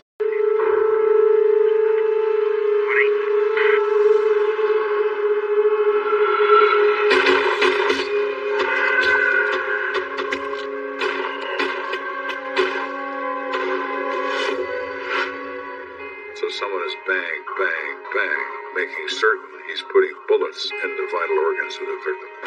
That speaks to intent. And it also describes a level of coldness.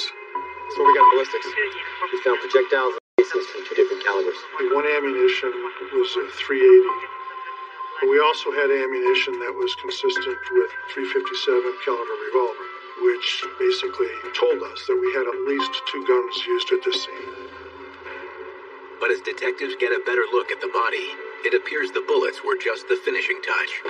This victim also has a laceration on the top of his head that has the appearance of being struck with something that's heavy, similar to a gun. There are marks on his wrist and some lacerations indicating he recently was bound. Now that is very intriguing. Why would his hands have been tied, and why are they no longer tied? So unfortunately, as is the custom in homicide, you have more questions than you have answers to. Our first effort is to try to identify him. So we're going to take photographs of his face. Okay, buddy. Let's find out who did this to you. And start knocking on doors or close to this to see if anybody knows him.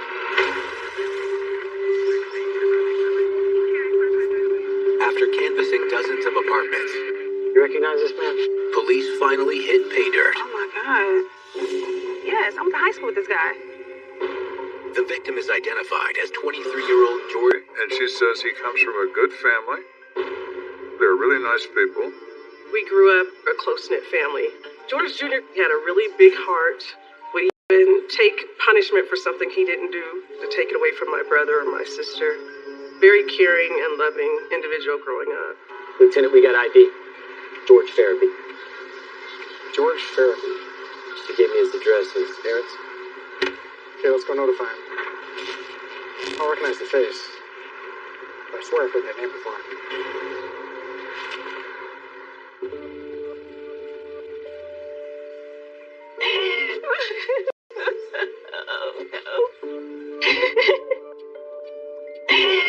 I'm very, very sorry. It's always a very unpleasant thing, and people react differently. Mrs. Farabee is devastated and is emotionally distraught to the maximum. The father is distressed as well, but there's a certain level of resolve you see in his face that says to me maybe he's not real surprised that George is found dead. I can feel it. George Sr. knows more about this. It may be helpful to me. Why don't you take a few minutes, Mrs. Farabee? Maybe Mr. Farabee and I can go somewhere else and talk for a bit. He picked up on that right away.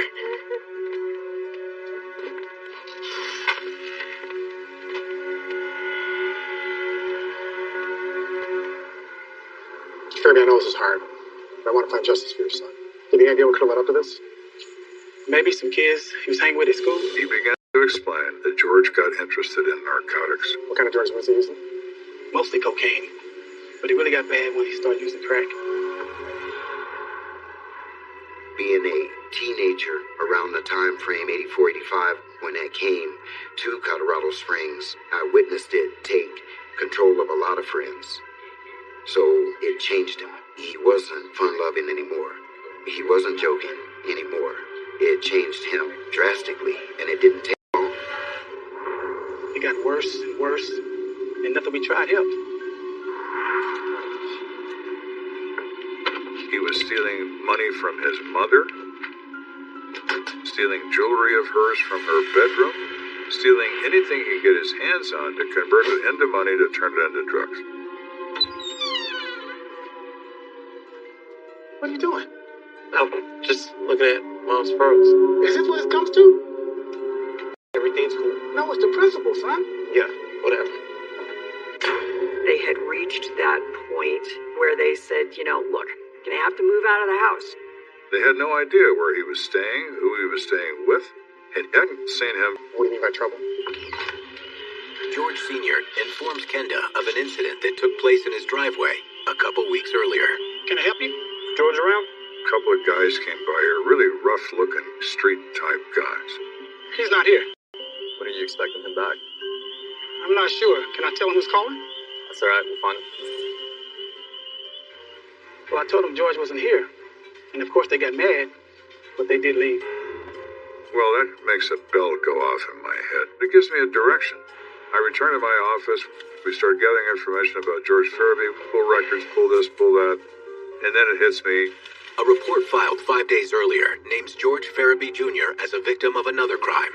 George Farabee is the victim of a kidnapping by force witnessed by a number of people who see George stuffed into a car at gunpoint. Why is he kidnapped in the first place? What's he done?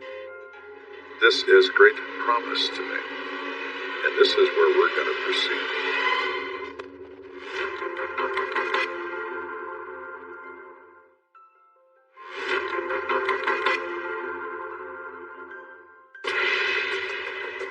Through investigating the death of George Farabee, who has been found shot to death in a vacant field, and we discover he's a victim of a recent kidnapping. And now our focus is on the details of that case.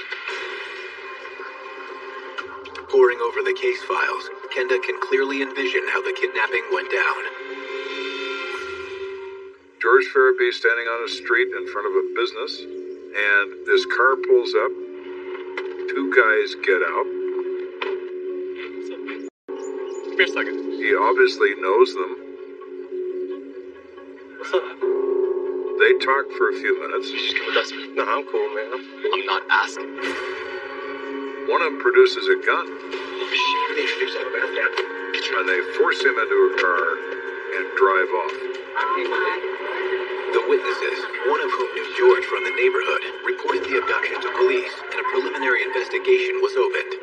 Kidnapping in Colorado is a very serious felony. It is basically one step down from homicide. But according to another witness, 2 hours after being kidnapped, George somehow managed to escape. Another witness, and a relatively short distance away from where this kidnapping took place, sees a person matching George's description running down the street with a gun in his hand. So now he's an escapee from a kidnapping. Which leads Kenda to another theory about the murder. What if the kidnappers find him again, and they're so angry they just kill him? That afternoon, Kenda learns that one of the suspects in the kidnapping has been as Vincent Freeman, and he was arrested based on a thorough description of the suspect vehicle by the witnesses and the discovery of that vehicle with him driving it. Vince Freeman happened to have been in jail at the time the murder went down, so he had a very clear alibi. But it's still possible the second kidnapper was involved in the murder of George. If that's the case, Kenda needs to persuade Vincent Freeman to roll over on his accomplice. Without George Farabee, who is conveniently dead, pursuing charges against these two individuals will be extremely difficult.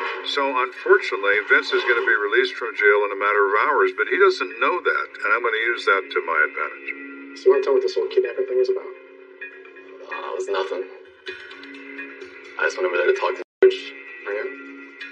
So what were you talking to him about? You know, something stupid he did a few days ago. He says that George and two of his buddies came over to his apartment smart. Shoot, don't fall in. And they were talking and drinking and generally having a good time. This boy needs to slow down, man. So turning into a junkie. He's jumping. Hey, man. I gotta make some moves. And then they all left. And then he noticed that his wallet that had been left on the dresser had been moved. And lo and behold, they have stolen $280 from him. I don't know which one of them took it. One of them did. Vincent denies abducting George and claims he only tracked him down to ask for his money back. Vincent is trying to minimize his part in all of this. I didn't do anything. Those witnesses are wrong. I was just talking to George, man. I was being real reasonable. Kenda knows that Vincent isn't being completely honest about the kidnapping or about why George was at his house in the first place. George doesn't go to Vince's house to say hello. He goes to Vince's house to buy dope. Would this have anything to do with drugs, Vincent? Is that why you were questioning George? I don't know nothing about that. Kenda decides to use Vincent's lie to get what he really came for, the name of Vincent's partner in crime. Now, he doesn't know that we're going to release it. He thinks he might be going down for first-degree kidnapping. So I said, tell me who this other guy was that helped you question him. And if he confirms what you say, we can probably clear this matter up and say Monday you'll be out of jail. What do you think? Monday. You can do that. I can try.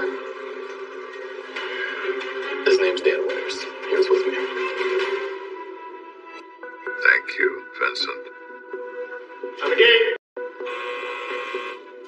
Thank you very much. Came to a fire station.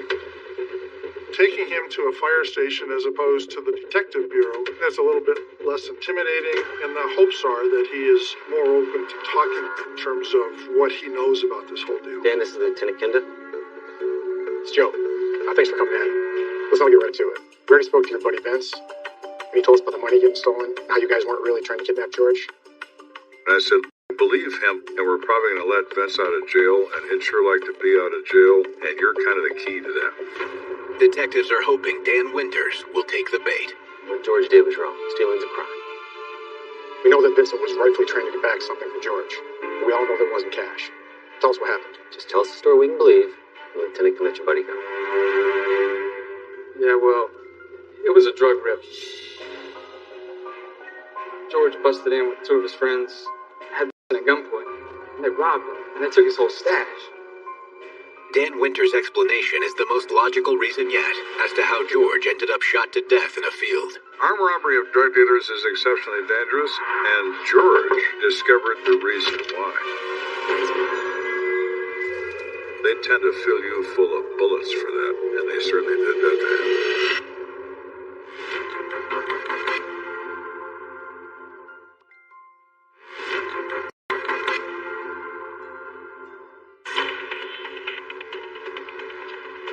So now we've discovered that George is not only a victim of a kidnapping, but we've discovered something a lot more revealing, that he's involved in the armed robbery of drug dealers. Dan Winters claims George Farabee Jr. was part of a stick-up team that stole Vincent Freeman's cache of cocaine. What I want to know from Winters is, like, George the mastermind of this affair? Does everybody follow him? And George was the leader? George? Nah, he was just the door opener. The door opener? That sounds lovely. It's not.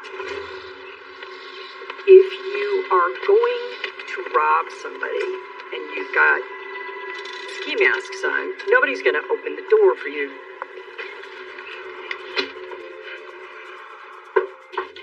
George was a charismatic kind of person. He would be the one that would knock on the door and engage in some conversation. Yo, what's up, Vince? So you got two little things for me, man? Alright, hang on a second. Hey, yo. Don't leave me out here? How far we go back? Hook me up. Come on, man.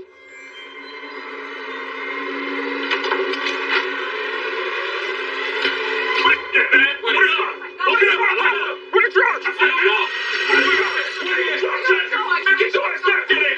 Get your ass back to now!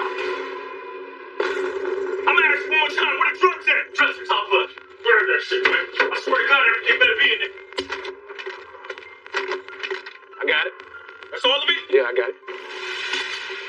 George had some compassion. He didn't look like he really wanted to see anybody hurt. So he relents. Hey, what are you doing? Lifts back the shotgun. Yo, man, tell him I didn't witness it, man. I ain't gonna like that. Your face, man. We got the drugs to go. Come on, come on. And they leave. Vince came that close.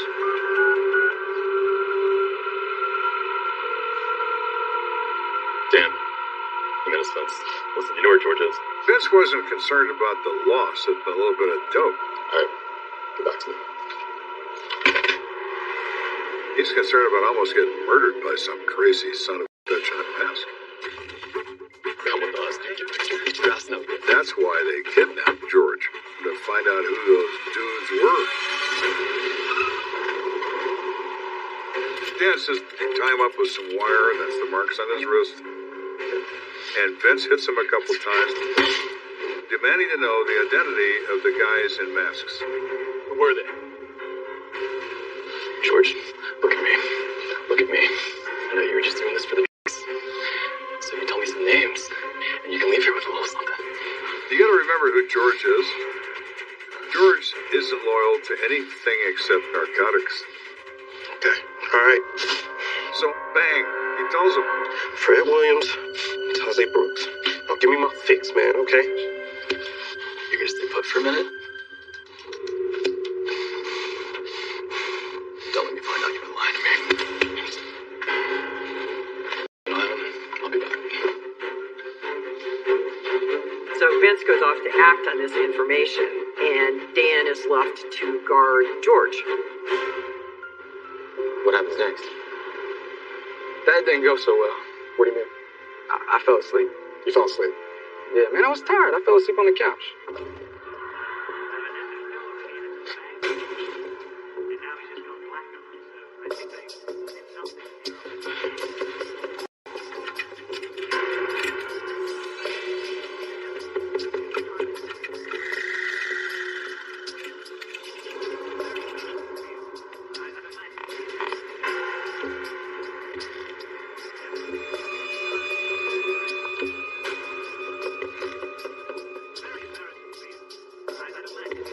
Dan claims the next thing he remembers is... Yeah, he got untied and he took my gun.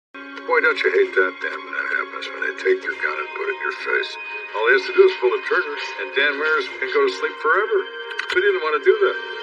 He just wanted to get away. I figured it wasn't a good idea to chase him, since he had the gun and all. What caliber? Browning 9mm. This gun was a Browning 9mm. It actually was loaded with .380 ammunition because they're interchangeable. It's a match to the ammunition that was found at the scene. Man, we didn't have nothing to do with George's death. I didn't have nothing to do. Vincent didn't have nothing to do with it. We were after those other guys, not George. Kenda is certain Dan's 9mm pistol was used in George's murder, but he has no reason to think Dan was involved in the shooting. I have no probable cause to believe that Dan Winters is responsible for anything other than a kidnapping by force. And nobody's going to prosecute, so we release him.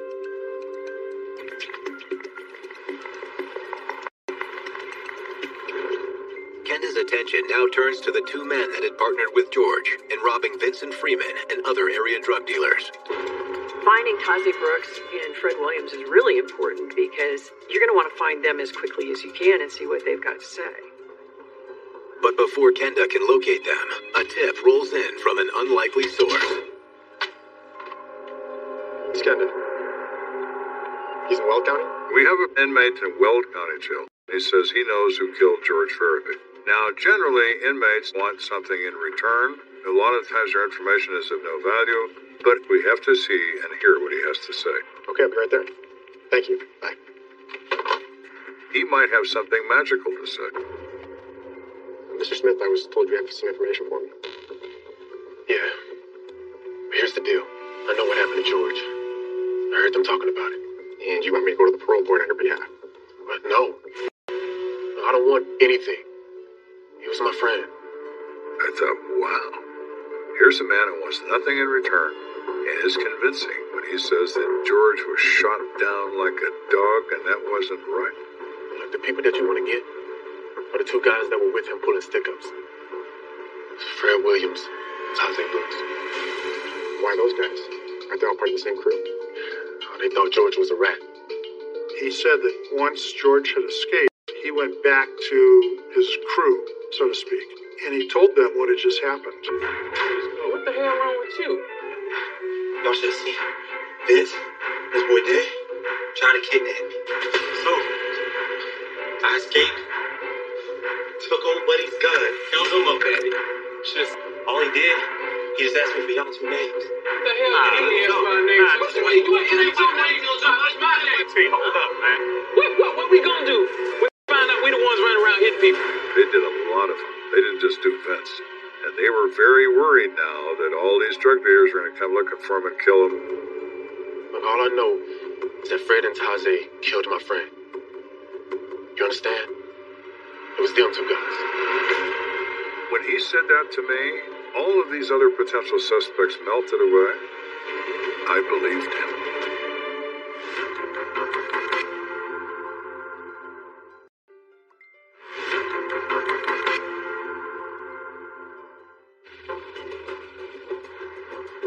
We're investigating the death of George Farabee, a man struggling with his addiction to drugs. From the time when I grew up with him, very kind and a generous person. Unfortunately, he was running with some bad people. Certain paths you take can be fatal. That's what happened with George. We have an informant who is a true friend of George Farabee, who identifies to us the names of the people responsible for his death. The informant, a low-level criminal named Matt Smith, claims he was confronted by Fred Williams, Taze Brooks, and a third man. Matty boy. He says that Fred and Taze and another guy named Wesley Fortune, who was also an in-and-out member of the stick-up crew, were suddenly really looking for George, and they were angry. They were on the hunt. So where your buddy George at? Where he at? I don't know, man. What y'all want with him anyways? George talks too much. You need to take care of that boy. And he drew his finger across his own throat like a knife. That message was clear. They need to kill him.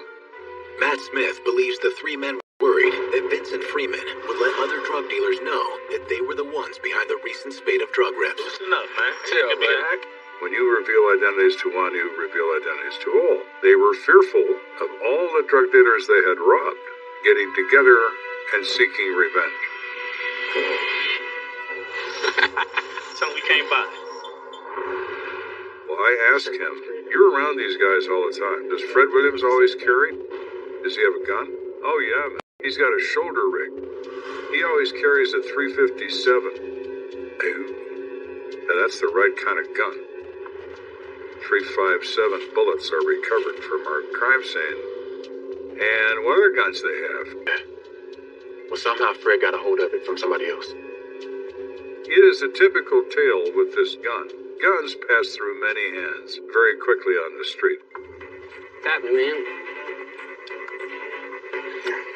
He says George gave the gun to a guy to cover a drug debt. That guy in turn gave it to somebody else. He in turn sold it to somebody else for $50. Back and forth and so on through all these different people and winds up in the worst possible pair of hands. Fred's. So George may have inadvertently provided the means of his own death. I appreciate you coming forward. Thank you.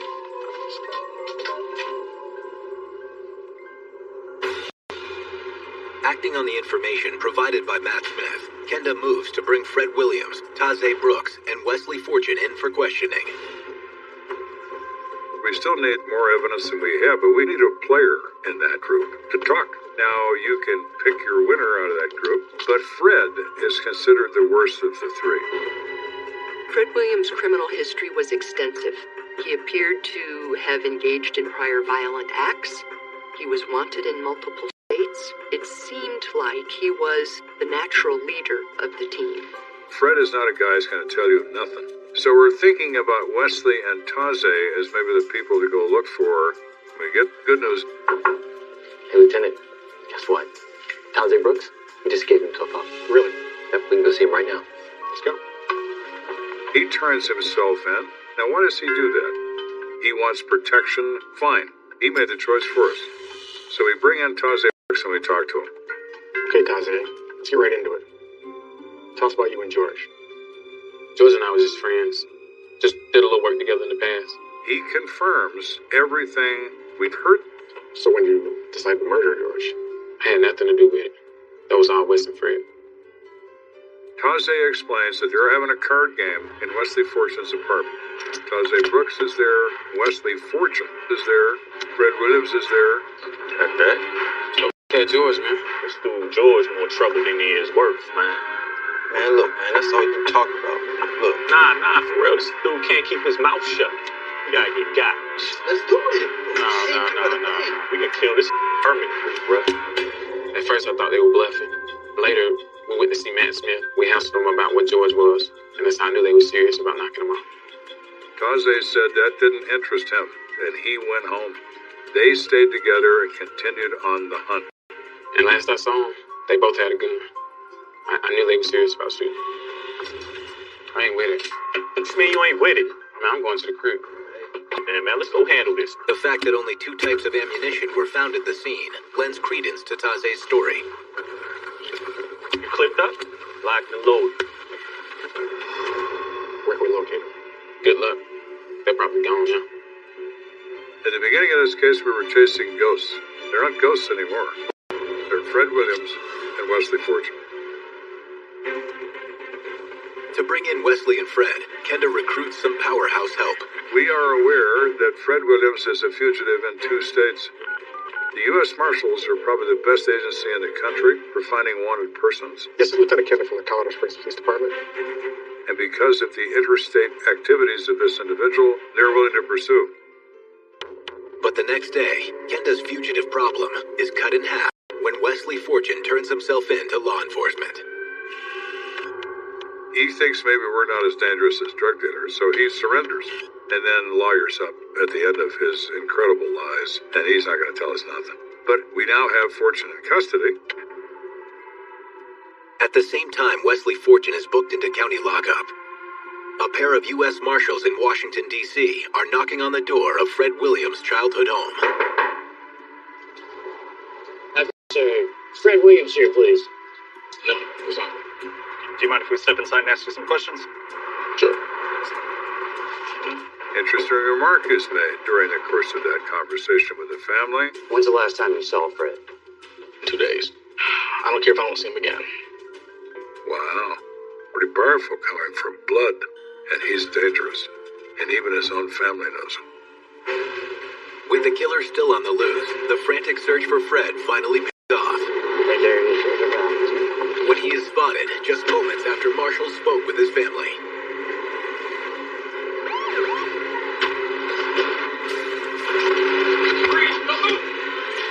Freeze! Hands up! Turn around. The United States Marshals have arrested Fred Williams on 7th Street in D.C. He waives extradition and says, I ain't telling you nothing. If I talk at all, I'll do my talking and work through my lawyer. With neither Fred Williams nor Wesley Fortune talking, and no eyewitnesses tying them to George Farabee Jr.'s murder, Kenda knows the case isn't completely closed. I assured the family that we would find the people responsible for this crime and bring them to justice. It's always a major fight, but you have 2 choices. Engage in the fight or surrender, and I'm unwilling to surrender.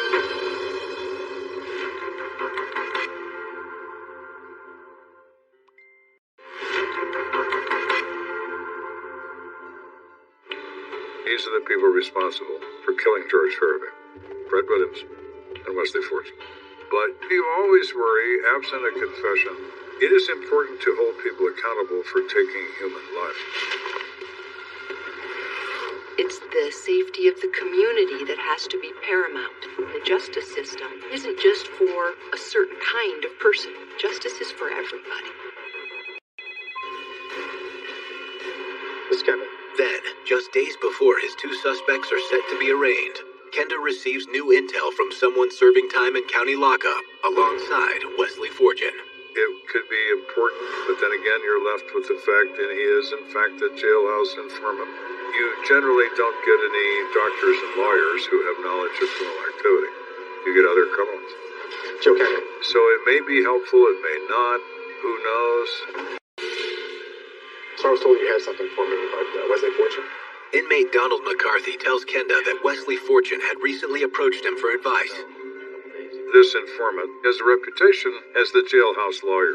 He's always reading law books and is considered to be some sort of legal expert, which he is not, but that's why Fortune went to him.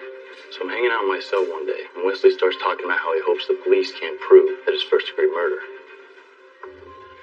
Yo, Don. Don. Hey, Don. Yeah. What's up? Hey, I've been thinking about pleading guilty to conspiracy. I don't think they can prove much beyond that. Why would you do that if you don't think they can get you for murder? Listen, you're not getting it, Me and Fred, we did him. We knocked him off. Tells him. We talked about it for days. We carried out the plan. It's first-degree murder, just like the law says, man. I gotta plead to something. I'm pleading to that. It might be your best bet. Otherwise, you might catch yourself wearing these oranges for a long time. When you get information from somebody who's in custody, one of the things you look at is, could they have read it in the paper? It did not appear that he had another source for the information that could have given him the level of detail that he had. Though Donald McCarthy's statement is second-hand information, Kenda can still piece together how the crime went down. I surmise Fred and Wesley hit the street. George isn't hard to find. George is trying to score drugs. He's around. George, get in.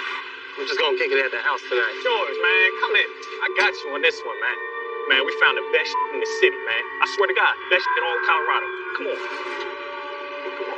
They found him without difficulty. They probably talked him into the car, which would have been easy. We're gonna go buy you some drugs just because we owe you. All right. All right, it's good to be back with y'all boys, man. Kenda believes that once George was inside the car, Fred and Wesley made their real intentions clear. George, man, some drugs that really got to your head, man. What you talking about, man? You smiling? You think this is a game, man? You out here singing to the streets, man. You playing with people's lives. You ratting us out. You telling names now. No, you already know that. George, what's the code, man? What's the code? I know the code. What's the code, then? I know the code. I know I'm messed up. You been more than messed up, George. This was your last straw. I told you to leave them drugs alone, man. I told you. You know that white boy, he ain't saying nothing. What the happened to snitches? They were part of a team, and it took George like 0 seconds to rat him out. You a dead man, bruh. Wes, man, let me smoke this dude right here, man. They drive out there to that vacant field and...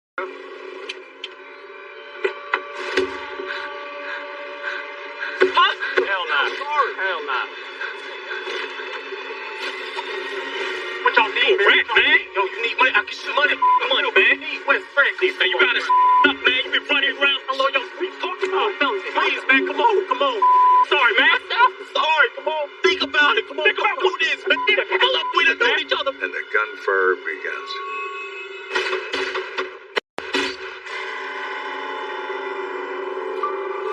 George is down and dead before he knows what hit him. His eyes were still open when I saw him in that field. He didn't have time to close them.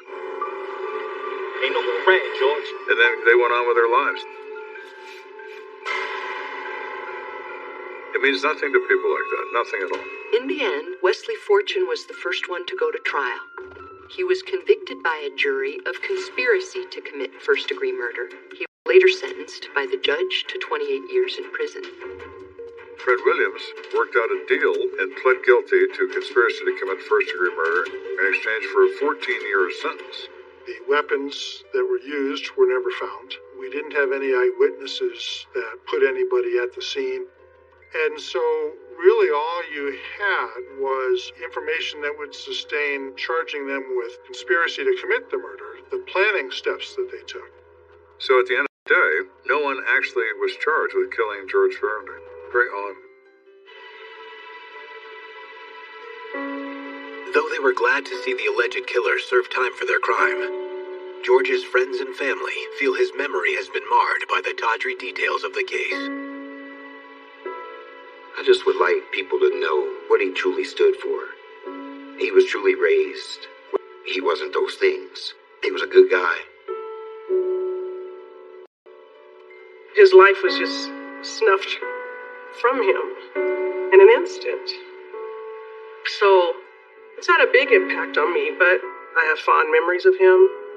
The last conversation I had with my brother, he said, I just want you to know I want you to know I love you. And I said, I love you too, George Jr.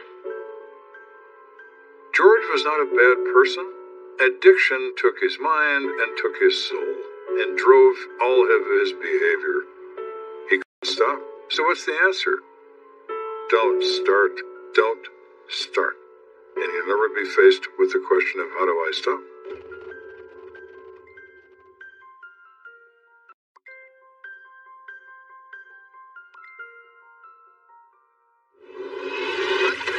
A petty dispute leaves a local student clinging to life.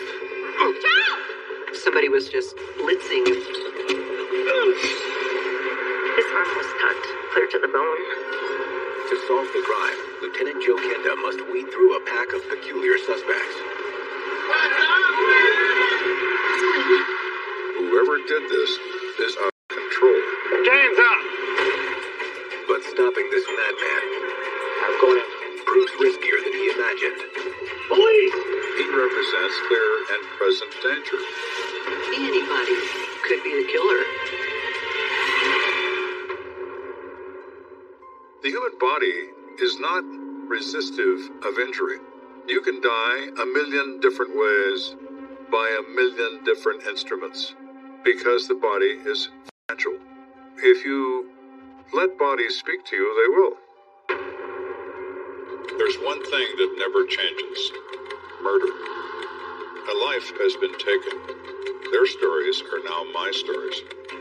I never know where a case is going to lead, but I'll never stop until it's solved. Somebody has to look out for the victim. If you kill, I will find you.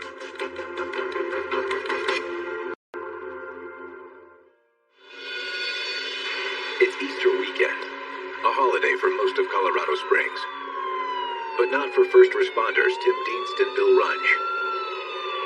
A 911 call has them rushing to the southeast part of town.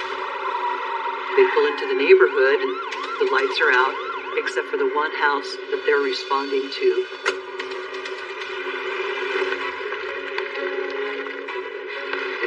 Doesn't look like the cops are here yet. Hello? Hello?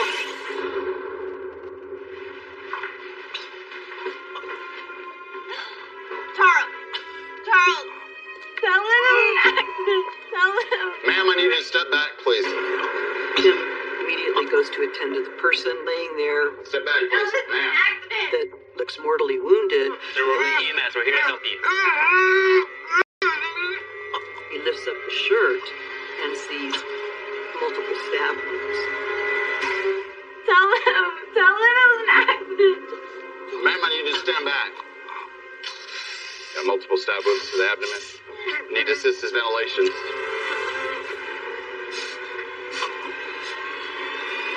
All right, so we're gonna get you moved out of here. Tell them, Charles, please. Across town, Lieutenant Joe Kenda is wrapping things up at the office. Easter weekend, of course, is a holiday weekend.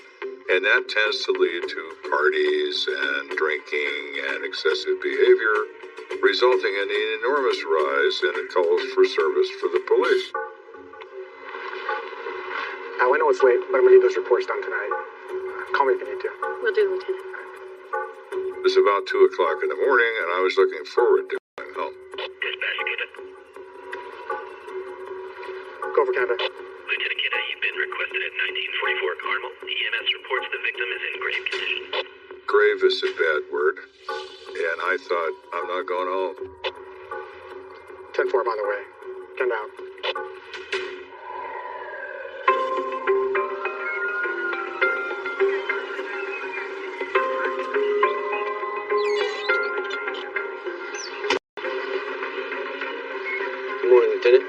Josh, so what do we got? Pretty brutal stabbing. Male mid-30s. EMTs are transporting him over to St. Francis. The victim is identified as 36-year-old Charles Walker. Charles was a veteran. He had fought for his country in Vietnam. He was trying to better his life, going to college, starting a new job. I mean, everything was on the right track for him. He's got multiple wounds, chest, abdomen, groin, upper thigh. It is very often referred to as a blitz attack. Blitzkrieg, lightning war, a term brought to us by the Germans in World War II. Someone is frantically attacking with a knife. Any suspects? Yeah. Patrol's got Lee Hines secured over there. She did dial 911, but she's absolutely covered in his blood. The majority of violent crime occurs between people who know each other. So I'm very suspicious of Miss Hines. I'll talk to her after I check out the scene.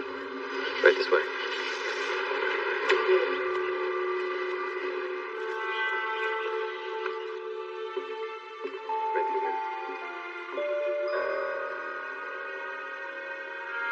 This is where the medics found him. I look at the furniture, I look at the objects in the place. Nothing's out of place. But Kenda's attention is immediately drawn to the blood-soaked couch against the far wall. The bloodstains I see look appropriate for someone who has already been wounded to lay down on this sofa and bleed. Have gone through the rest of the house? Any signs of blood? We checked. All the walls are clear of any spatter. So he wasn't stabbed in the house.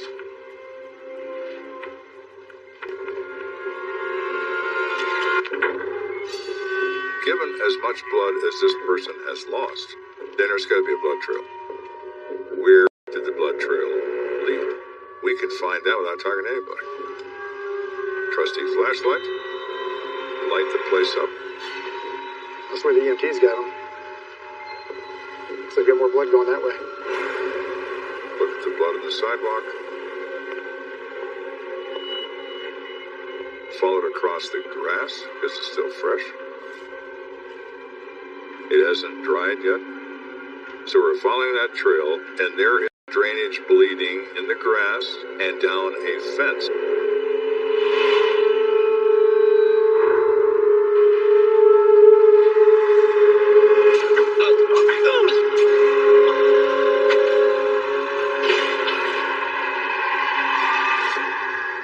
So it's obvious to me that whoever did this did it right here. Looks like we had a footprint. There are sneaker prints in the blood in the dirt adjacent to where the stabbing probably occurred. Now, I do not know whether the shoes worn by the victim produced these, but it could also be that they have some other connection. The woman was in the house? Behind? Yeah, she say anything about a confrontation with Mr. Walker? I don't know how far patrol got in talking to her. So I'm looking at this evidence. This didn't happen in this house. But what if the disturbance happened in the house? What if the woman picks up a knife and announces she's going to cut him high, wide, and continuously? Bitch! I really hate you! And this is where she catches up to it. And then, overcome by the moment, oh my God, what have I done? Helps him back home, and then calls 911. I can see how this could work. At this point, the person that may have the best information of which interests me is this woman, Lee Hines. Science, can you step out, please? When the police asked me what Charles had done that night, I told them I did not know. She has got a great deal of blood in her clothing and her person and her hands. Before you say anything, I know what you're thinking. Oh, really? The blood that's all over her is obviously from the victim. So if you have blood all over you, then you require a substantial explanation of why you look the way you do. I didn't attack him. Charles! Oh my God, what happened? She has an explanation about the blood. Is it reasonable? Yeah, that could be true. But it could also not be true. So, we'll see. And we'll start from the beginning. Tell me what happened tonight and how your boyfriend came to be stabbed. I told them that Charles was not my boyfriend. He was a friend of mine that I was helping out. He was my roommate. Now that dramatically changes my perspective. If you're not involved with him, it is less likely that you would engage in violent crime. Charles was close with his family, but they did not live in Colorado Springs, so he didn't have their support. That's why I let him stay with me while he got on his feet. I came from Albuquerque, and he was in the military and in Vietnam. He was working really hard to put himself through school, and I just can't believe that this is it for him. Lee comes across to me as very truthful, very emotional. She cares about him as a person. I've decided, at least for now, she's not part of this. At the moment, though, Lee Hines, Kenda's sole witness. So tell me what happened. It's all my fault. I should have never told him about that guy. She says that to me, and I said, oh, really? What guy would that be?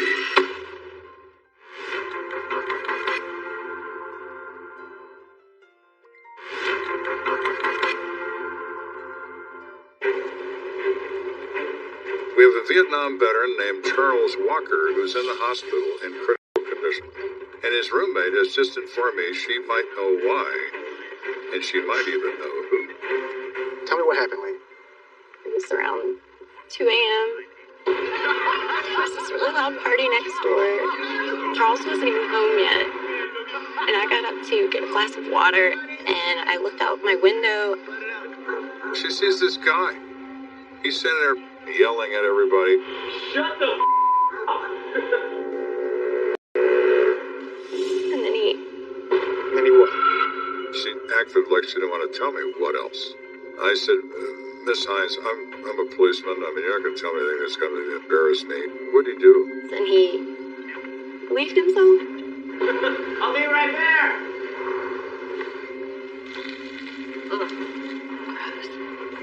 I was really mad. I have to go clean that up in the morning. Is this guy one of your neighbors? No, he was just there for the party, I think. Have you ever had any problems with your neighbors? People through the party? No, it's a woman, and I think her boyfriend. I'd say hi and how you doing and chit-chat a little bit about what's going on. I never had any problem with them at all, and neither had Charles. So tell me what happened after you saw this guy urinating on the side of the house.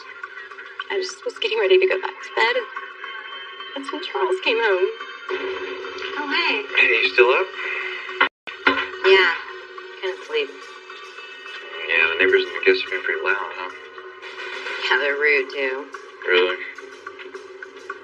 Yeah, one of the guys came over and peed on the side of the house. What? You're kidding. And then he just went out the back door. Was he angry? No. I literally just thought that he just forgot something in his car. He didn't storming out of the house. Hey, I'll be right back. That's why I thought he went out to get something that he had left in the car. The party is suddenly over, but Charles doesn't come back. So she goes outside looking for him. There was absolutely nobody on the street. There was nobody next door. And so I went walking down to the left. Charles! Oh my God. Oh my God! Oh my God, what happened? And I saw Charles leaning on the fence. He put his arm around my shoulder and we started to walk back to the house. It was dark and I didn't realize he'd been stabbed. And I called 911. So this guy you saw urinating on the side of the house. You don't know him, but did you describe him to Charles? I just said that he was wearing a white sweatshirt with the arms cut off, and he was just like a big guy. Now, it is reasonable to assume that Charles is going to identify who that is by appearance alone and confront him. So the odds are excellent, in my view, that Mr. White Sweatshirt is a guy with a blade. Hoping to attach a name to their new suspect, Kenda and his men head next door, where the house party had taken place. We knock on the door, no response. Try the handle. One of the officers shined a flashlight on the door.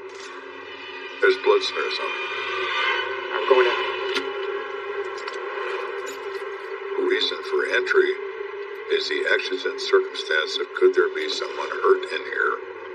We want to make certain of that fact. No one is in here dying. Police! Clear.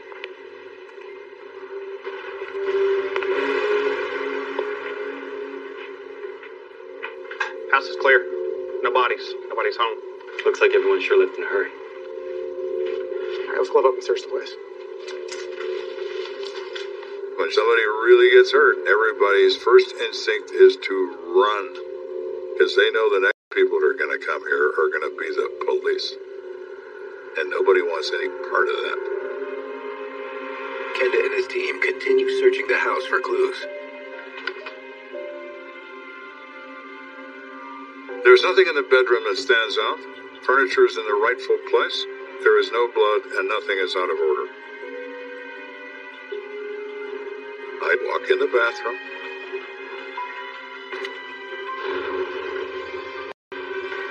There's blood in the sink, blood in the hot water, cold water taps. There's blood next to the towel rack. Kenda wonders if the killer tried to wash off the blood evidence before fleeing the scene.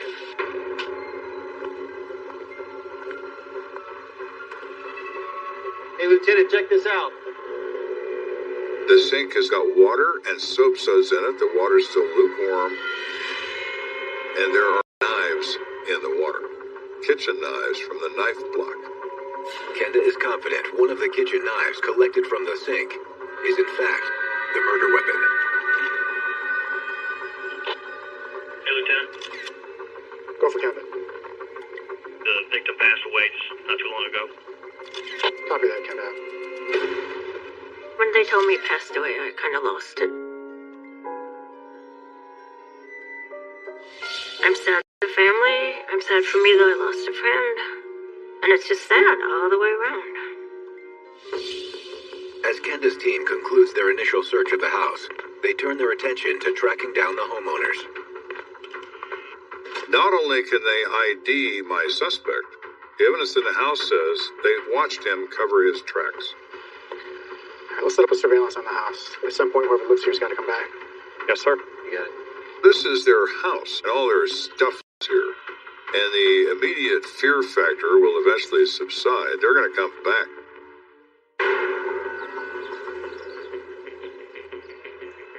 So the officers are there, but they're not obviously easily seen. Think they're gonna come? No. Probably not.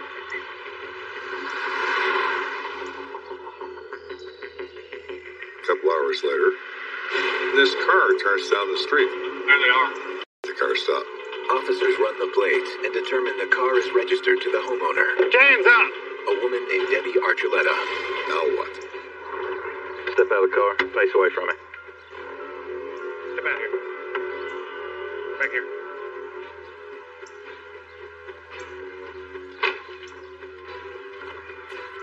Stop right here. What's going on? What's your name? My name's Debbie Archuleta. She lives there with her boyfriend, John Martinez. The driver was a fellow named Keith Harris, but he wasn't of interest to us. He didn't appear at that time to have anything to do with this. Why don't you take a seat in the vehicle? Is everything okay? I'll explain everything in a minute. She is a material witness in a homicide. We're not releasing her. Kenda's men haul Debbie Archuleta down to the station. In Kenda's office, Debbie vehemently denies knowing anything about the attack on Charles Walker. As far as what happened with the neighbor, I heard he got cut somehow. It happened outside. John and I were already inside starting to clean up. Everybody's in the bathroom when the shots are fired. Everybody's in the garage when the knife comes out. Nobody seems to know much of anything. So why'd you and John get out of there so fast? I've got a couple of kids, and I just wanted to get out of there. Run. And that's what she does. Takes your kids, takes your boyfriend, and they beat feet. Debbie, my officers and I have already been inside your house. You have? Her eyebrows went up. That surprised her. We found blood. A lot of it. You would know anything about that, wouldn't you? I don't know what to tell you. Now we're lying. Before, a little bit of truth here and there. Now we're flat lying. So where's your boyfriend? Where's John? Maybe he can tell us the truth. I don't know where he is, I swear. After we left, he said something about our friend Keith going to drop him off at a relative's house for Easter. Which relative? What's the name? I don't know, he didn't say. Why are you protecting John Martinez? Because you are. How about a guy at the party with the white sweatshirt with the sleeves cut out? Who's he? I think you mean Pete. I don't know his last name. He lives with his parents. Hang on. It's Kenda. Who? Yes. I definitely want to talk to him. It is Pete, the sweatshirt dude. Hang on a second. All right, Debbie, we're done here. Sure. It's Lieutenant Kenda. How can I help you? He identifies himself on the phone as Pete Quintero. He said he was at a party the night before, and he knows that things got out of control, and he knows that maybe he's part of how it started. I was wondering if I could come in and... Excellent, Mr. Quintero. Come on down, Pete. You're the next contestant in this little scenario.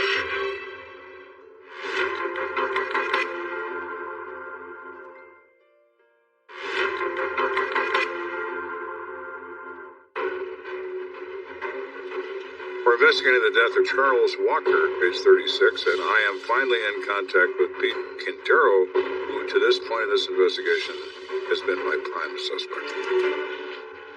Mr. Quintero, thanks for coming in. He is anything but a hardened criminal. I heard about the guy getting stabbed, and I told my parents I was at that party, and they told me to contact you guys. Good for Mom and Dad. So he says he goes to this party, and they're there having a good time. Hey, how's it going, I was in line for the bathroom, and I guess I was kind of drunk. The line's terrible. I'm just gonna go on the side of the house.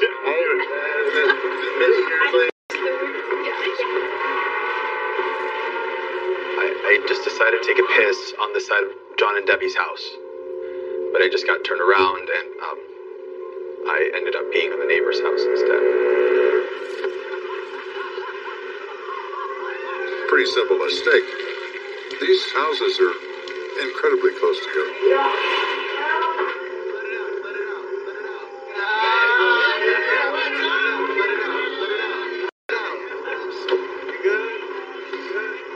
And Charles showed up a few minutes later. Excuse me, man. Can I talk to you for a second? Asking Pete, why did you do that? He pissed in my garage door, dude. Pete said he's not calling him names, he's not threatening him, he's actually pretty reasonable about it. I know you're drunk, but it's just not cool, dude. If he was your friend, he was very loyal to you. That night he was just being Charles and defending the home front, I guess you could say. Honest, Mr. Kenda, I know I shouldn't have been peeing anywhere outside, but I was just really drunk, and I said I was sorry, and I really... Relax. It's okay. This is a murder. No one cares about the urination on the garage door, including me. But everybody cares a whole lot about the former Charles Walker, who is now a dead guy. Tell me what happened after you talked to Charles Walker. I mean, he told me that it was okay, and just not to do it again. And then John comes out, and they started getting into it a bit. Charles? Your friend, he pissed on my garage, okay? What are you talking about? Did they fight? No. Well, I mean, not that I know of. I was just really embarrassed, so I left after that. Pete, of course, could still be a suspect in this event, but his general demeanor doesn't lead me to think that he's the guy. All right, Pete, I'm going to let you go. But if you get home and realize there's something you haven't told me, it's in your best interest to come back and let me know. Yes, sir. If what Pete Quintero has said is true, Kenda's list of potential suspects has grown substantially longer. Pete says John went back to the house. and there are other people around. What if somebody else decided to take up John's cause and confront Charles as well? Kenda is more eager than ever to track down homeowner John Martinez. But so far, he hasn't been able to locate him. Lieutenant. Hey, Josh. We picked up a guy and he's being arrested for DUI. He's claiming he knows something about who stabbed Charles Walker. So talk to him, all right? I'm introduced to this guy, Mr. DUI guy, who's still got a little juice in him, but he's coherent. Listen, I'm not telling you guys anything unless you can get these DUI charges dropped, okay? Well, that's not going to happen. But what I can tell you is that you'll be treated fairly. You get to say your piece both here and in court. Okay. He says, I was at this bar, and this guy walks in, and a guy next to me leans in and says, hey, see that guy? Yeah? What about him? He says that's Marco Morello. He stabbed the guy at that party the other night. Okay. Okay. That's it. I just gave you the name of your killer. And that's his information. Stay put.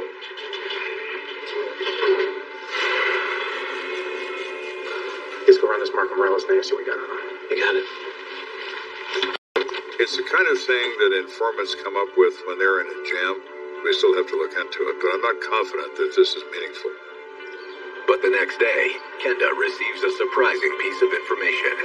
Lieutenant, this Marco Morello guy, turns out he's got an assault record. But check this out.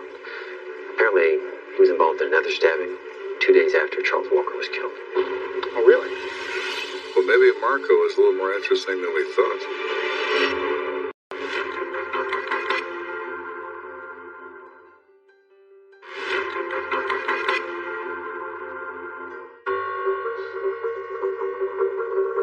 We get this information that Marco Morello is of Walker's death. Is this guy just like a serial stabber? Or is the second stabbing somehow related to Charles' murder? There's definitely a possibility that Marco could be the killer. So what do we know about the stabbing? Check this. The incident took place right in front of the Detectives Bureau. What? You gotta be kidding me. And I said, you know, if you're going to stab somebody, wouldn't you pick a different place to do it than in front of the Detective Bureau? Cold case.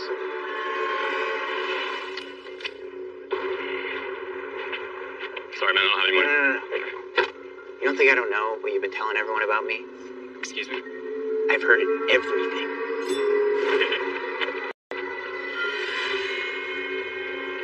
Turns out this isn't a stabbing. This is an accusation of menacing with a weapon. If you threaten someone with a gun or a knife or a grenade or whatever, and nobody gets hurt, you've committed the crime of menacing. They arrest Marco, they take his knife away. It's a small pocket knife. Does he have another knife? I mean, knives are easily obtained. So he is an issue we have to look into. He was drunk when they arrested him, so they released him to one of the detail places. Maybe he's still there. Good idea. Let's take a ride. With a few phone calls, detectives are able to track down their new person of interest, Marco Morello. Colorado decriminalized alcohol abuse years ago. So drunks found in the street are given to treatment centers. Marco, I'm Lieutenant Kenda. I need you to tell me everything you know about the stabbing of Charles Walker. Charles Walker? Yeah. Marco comes across as a harmless, pathetic kind of guy. He implies that he has information that no one else but him has. I don't have any real personal knowledge of what happened other than what I read in his autopsy report. It's like, excuse me? No one knows about the autopsy report. But as Kenda and Detective Hendricks listen to Marco Morello, they realize he may not be the most reliable source of information. He had all these different wounds from all these different knives, right? It was just knife after knife after knife. It's like a million knives all at once, you know? It's crazy. Hey, Marco, you want to excuse us for a second? Yeah. We walk out of the room and we speak to the detox concert. Does Marco have a history of mental illness? He's been diagnosed as a paranoid schizophrenic. I think once you find out that somebody has a mental illness like this, you have to start questioning anything that they told you. How much of this is really real and how much of this is just... There is no way this guy did anything to Charles Walker. Or anyone else for that matter. He is not the right guy. That is the end of Marco. With yet another lead evaporating, Kenda is increasingly anxious about finding the elusive John Martinez. According to his girlfriend, is staying with an unidentified relative. The guy that started all this is mysteriously absent from where he's supposed to be. He's not home, and he's not at work. I get very distressed about people who are not where they are supposed to be. Why are you fleeing the police?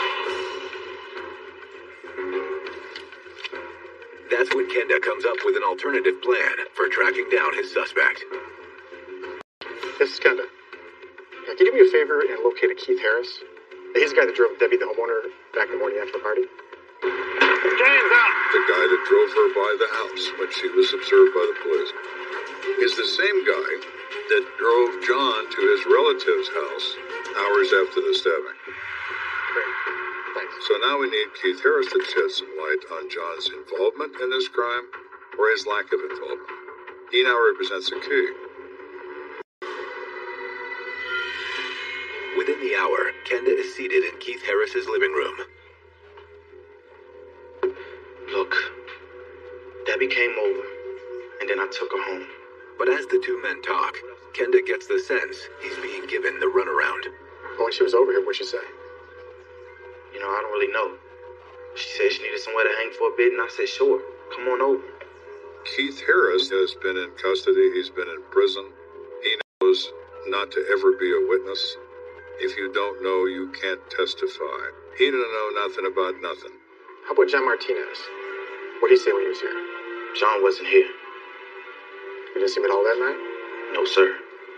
You're lying to protect someone. Somehow or other, I can connect you to this. I'm going to. Is this something you want to go to prison for? It's the pressure. A veiled threat. The only thing that puts anybody forward is fear of their own trouble. Then they suddenly get an improved memory.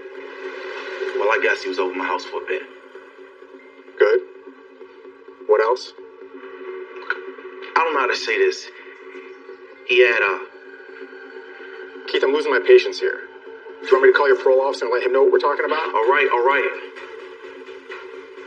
When he came over, he had blood all over his sneakers. He didn't clean his shoes now, did he? Where is John and his bloody shoes?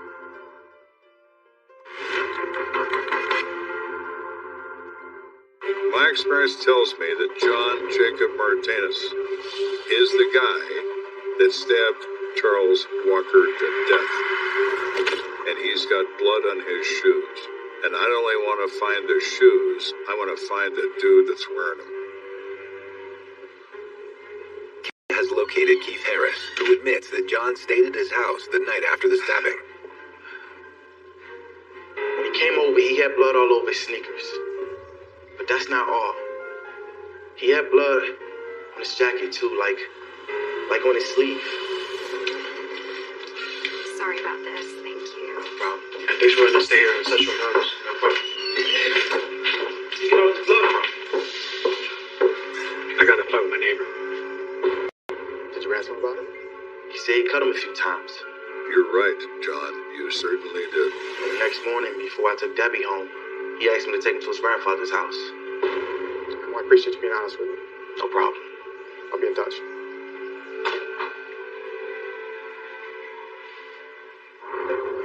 Later that same day, Kenda and his men pay a visit to John Martinez's grandfather. But he insists John isn't there.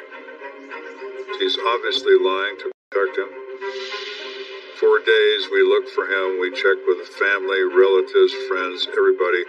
We're always 1 or 2 steps behind him. Kenda is running out of patience. And finally, after all the searching, locates John's mother, Gloria.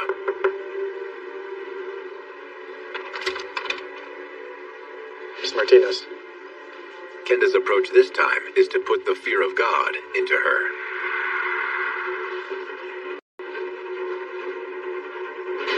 You and I both want what's best for your son. You need to convince him to turn himself in.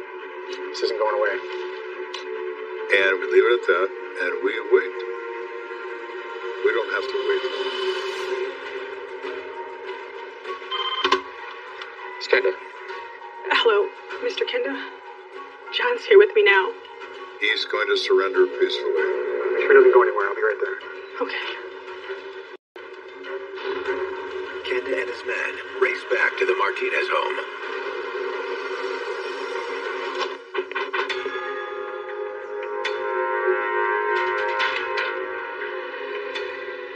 John looks like a little kid. He's frightened. John Martinez? I'm not talking. You call that guy. His mother got him an attorney, and he says upon advice of counsel, he's not going to make a statement. That's fine, John. You can do that. He's wearing his sneakers, and I can see blood on his shoe. When we book you into the jail, we're going to have to swap out your clothes and your shoes for a jail jumpsuit. Sure, right. In his mind, he's already destroyed all the evidence. Well, actually, there is still a problem, John, that you didn't consider.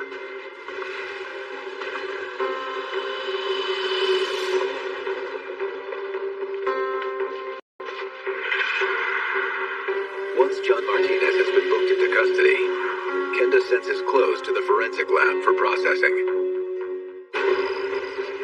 The blood on his shoes match the general type and antigen levels of the victim. Done. Deal. With the physical evidence linking John Martinez to the murder of Charles Walker, Kenda reaches back out to the man caught urinating on the house. Pete Quintero. The more I think about it, the more Pete's story sounds too convenient. He leaves right before everything spirals out of control. Pete, unless you want to be named as accessory to murder after the fact, you better start talking. Pete now knows, because it's all over the news, that John Jacob Martinez has been arrested. He knows that the plan of pushing away any suspicion from John is over. Okay. Well, like I said before, John and Charles were getting into it, and then John went back in the house, right? Then John comes back out, and he has a knife. No, I don't. And I swear that is when I left, because I could tell where things were heading. Why are you running? You scared of me? He chases him until he catches up to him. And he hooks him with that blade.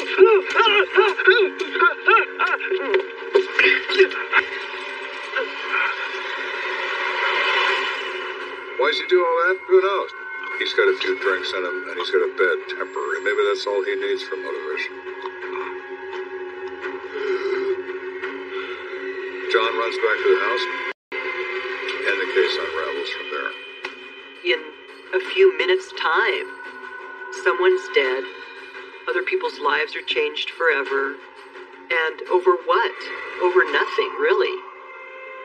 I really have no understanding as to why everything escalated so fast, other than the fact that my neighbors were all of a sudden went crazy. At trial, John Martinez is convicted of first-degree murder and is sentenced to life in prison. I lost a friend of mine to violence, unnecessary violence. He would do anything he could to help you out. And he was an all-around nice person. If this hadn't happened, I think Charles would have gone out and graduated college and would be having a successful life. Charles Walker had survived 36 years on this planet, and he dies over a meaningless act at a party. Does that make any sense? No. Murder never does.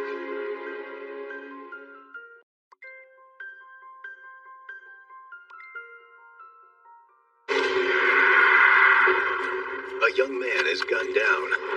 The motive is shrouded in mystery. We really couldn't figure out why there would be a shooting over something as silly as this. Pete you'd start thinking, this guy has something to hide. To get to the truth, Lieutenant Joe Kenda must separate the con man from the con. A street person can see a victim from a mile away. And catch a vengeful killer who's armed and extremely dangerous. Is that the shooter? Last chance, bud. Come out with your hands up. We're going to get to the bottom of this, no matter what. When you are an investigator involved in pursuing violent criminals, there is a risk factor that is always present. You're back to the subhuman animal that we all once were, attacking something that he sees as a threat. In reality, we're the most dangerous animal on this planet. There's one thing that never changes: murder. A life has been taken. Their stories are now my stories. I never know where a case is going to lead, but I'll never stop until it's solved. Somebody has to look out for the victim. If you kill, I will find you.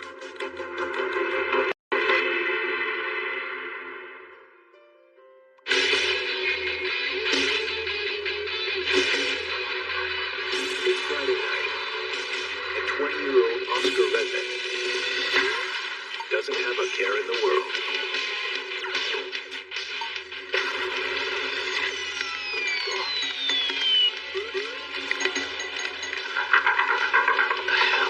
All of a sudden, he hears somebody ringing his doorbell. I need your phone, man. Johnny's been shot. It's his neighbor, Paul Chappelle. Hello? 911? Yeah, my friend's been shot. Look, just get here right now. Oscar runs over and finds his friend Johnny Crawford is on the floor. What the hell, man? I gotta get out of here.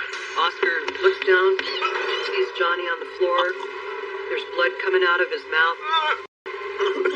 It can't be.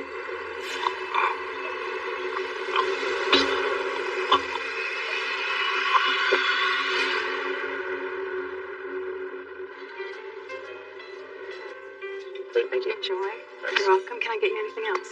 I think we're all set. Okay, thanks, guys. To us. Going out to dinner with my wife was a rare event. I made the incredible mistake of overlooking our anniversary because I was on another kid. This was the makeup for that. I'm looking at this dinner. Looks great. And I'm thinking this is going to be great. Excuse me, Mr. Kenda. I'm so sorry, sir, but you have a phone call and they insisted that I get you. It's Kenda. Kathy responds with the narrow eyes. Something one always wants to avoid with her, the narrow blue eyes. Okay, I'll be right there. I'm so sorry. Stay and enjoy your meal. We'll try to see you next week, I promise. I felt absolutely awful when I was waiting to feel a steak knife in the back as I was walking out toward the door.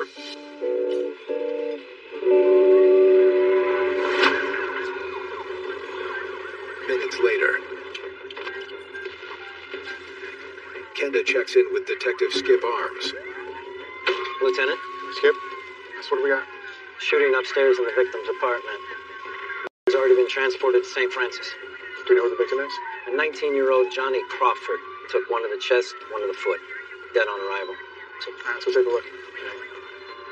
I'm escorted up to the apartment in question. The crime scene itself is fairly simple to review because nothing has apparently been disturbed. Excuse us for a second. The victim is shot while he is sitting in an easy chair. We also found a bullet hole in the wall and a bullet hole in the floor. So we know we had multiple shots fired. 3 markers are for the casings. They all the same caliber? Yup. They're .25 caliber automatic.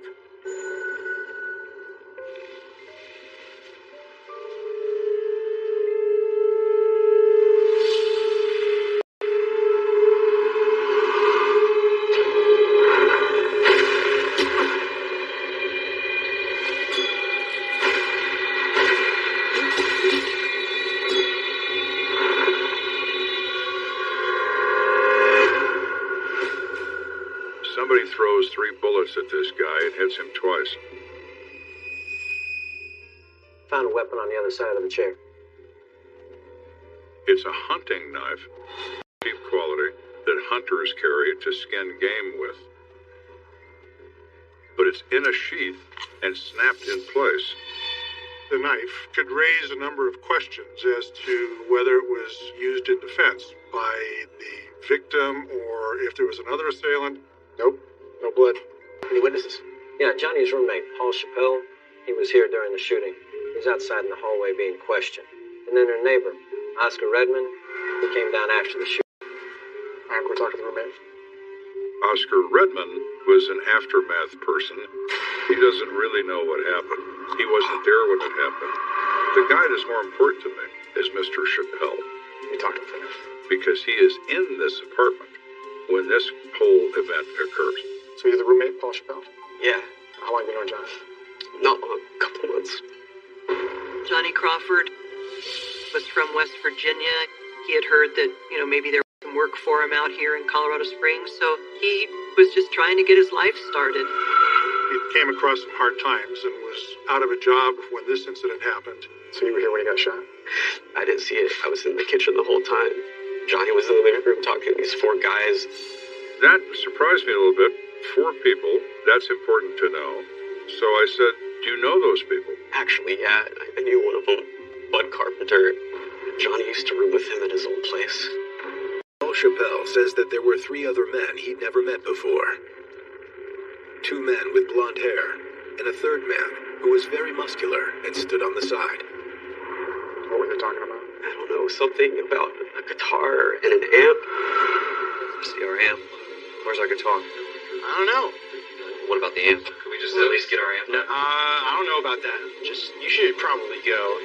And then the next thing I know, Swear to God, things escalate. Dude, whoa.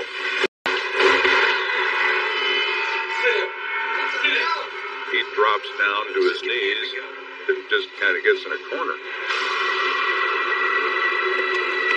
But he hears them leave. Paul says nothing prepared him for the scene he would encounter in the living room. What the hell are you doing? Go get help.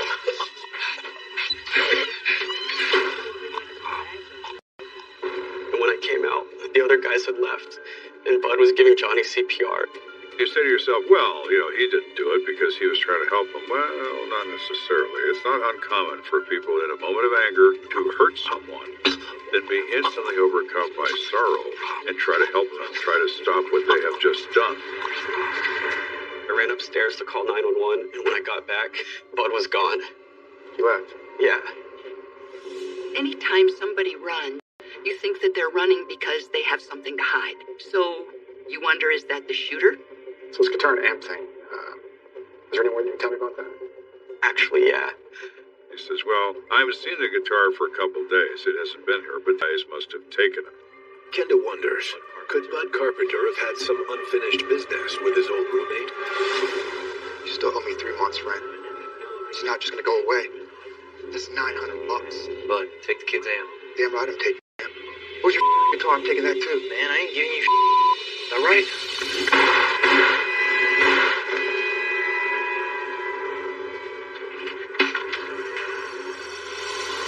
Do you know where I can find this, Bud?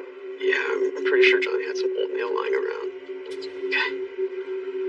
Bud certainly doesn't want to be there when we get there. So we need to find it.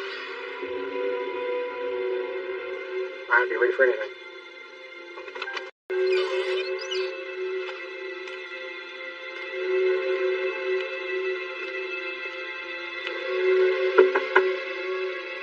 We don't know what to expect, so we certainly are on edge. He's in there.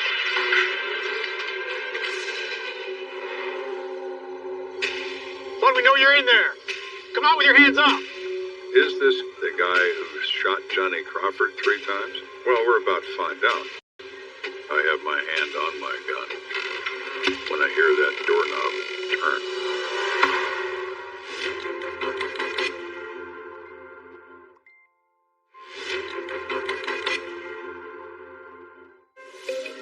An argument occurred in an apartment between an individual who resided there and some people who came into that apartment. At least one of those persons was armed with a gun, and shots were fired during this argument. The individual who lived here was struck in the chest and the ankle by gunfire.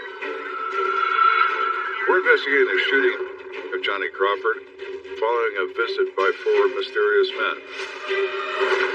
We've identified one of those 4 as Bud Carpenter, and I have ordered him out of his house. Last chance, bud. Come out with your hands up.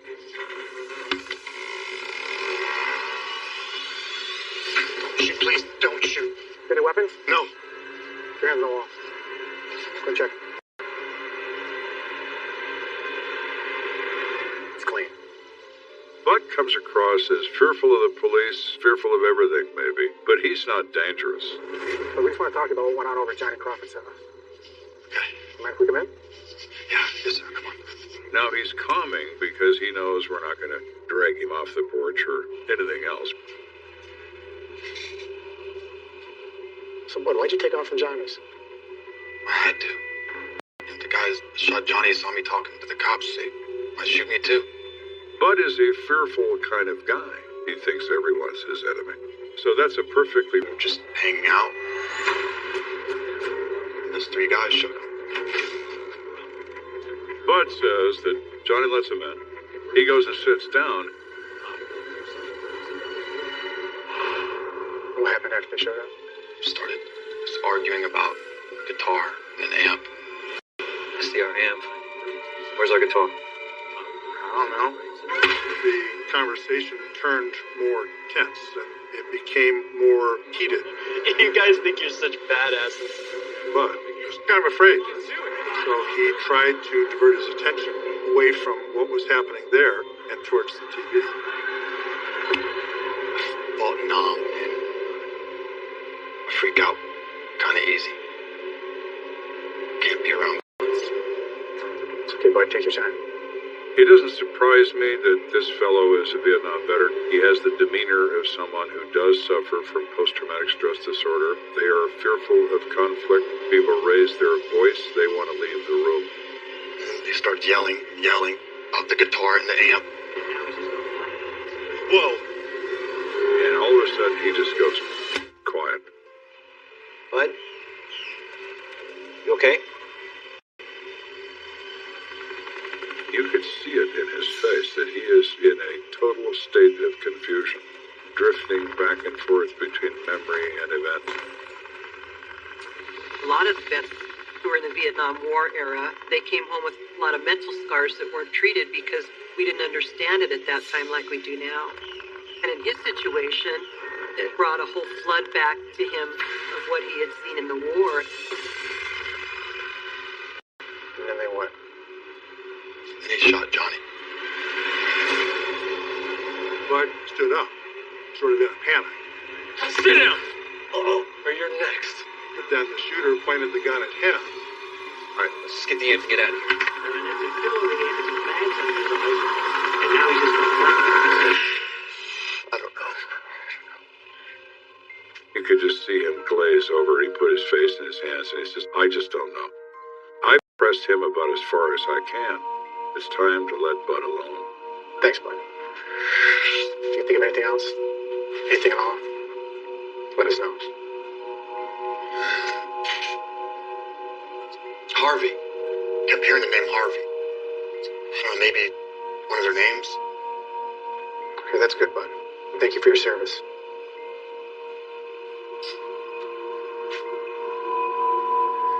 Then we left his home. I was concerned about him, but now I know something interesting. Who takes the grim task of informing Johnny's family of the murder. Hello? Hi, this is Lieutenant Kenda from the Colorado Springs Police Department. I was trying to reach Johnny Crawford's family. This is his stepfather. This guy says he's the stepfather to Johnny Crawford, and is taken aback, of course, as you would expect. I just don't believe it. His mother's gonna be devastated. Have you told Harvey yet? Now my ears perk up. Who's Harvey? Harvey is Johnny's big brother. He lives out there too. No, I haven't spoken with him. Do you have a number I can reach him at? He He's kind of hard to get in touch with. But you know he's got an aunt down in Rocky Ford he's close with. He gives me the aunt's name and her number in Rocky Ford. Thank you, and I'm very sorry for your loss. Thank you. But when Kenda calls the aunt, he makes an unexpected connection. Hi, I was hoping to speak to someone regarding Harvey Crawford. Who is this? This is Lieutenant Kenda from Colorado Springs Police Department. Yeah, this is Harvey. Harvey answers the phone. Harvey tells Kenda that he knows his brother was killed and has been expecting to hear from the police. Harvey, I need to speak to you. Is there somewhere we can meet face to face? Yeah. Harvey agrees to meet us at a diner. He doesn't want us to come to his aunt's house. He doesn't want to get her involved in this. Understandable?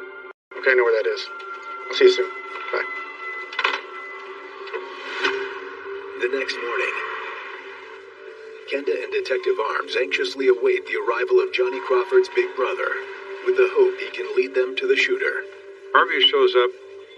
He's wearing a hoodie. It looks as if he's in some sort of disguise. Kenda? Yeah, Harvey. Sit down. He's a nervous wreck. So what do you need to tell us? It's kind of a complicated story, but I could probably tell you everything. Well, I like the word everything, so Harvey, you have the floor. Johnny moved out here from West Virginia, where we're originally from. And I told him I got this carpet laying business. I was making good money at the time. At first, Johnny did well working for Harvey. Same thing, roll it out. But then business began to dry up. Johnny moved all the way out here because I told him his work. And it's like, now I can't even pay him. It was getting more and more difficult for Harvey not only to make money for himself, but to be able to pay Johnny. And of course, you know, as the big brother, you'd feel guilty about that. Last week I met this guy at this bar. Says he wants to strike a deal or something. I'm desperate, man. Going through some tough times, huh? Yeah, it's an understatement. Listen, maybe we can help each other out. I gotta do something. Let's go outside. Get some fresh air.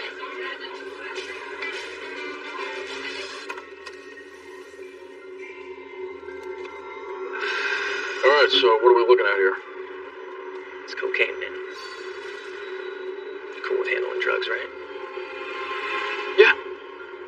Sure. Now, it's obvious to me, Harvey has no idea what he's doing. So look, man, I'm willing to give it to you for a good deal. I split town, I can't have the on me. He was willing to take a really low price for this cocaine if Harvey had the cash. Alright, we got a deal. Yeah? 30 minutes. I'll meet you back here. I just gotta run to the bank. We'll see you in a little bit.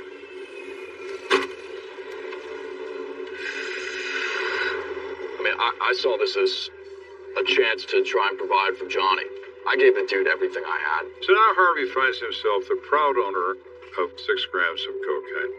His problem is now he has no idea what to do with it. Look, guys, I've never sold drugs before. I've never used cocaine before. I'm not into that.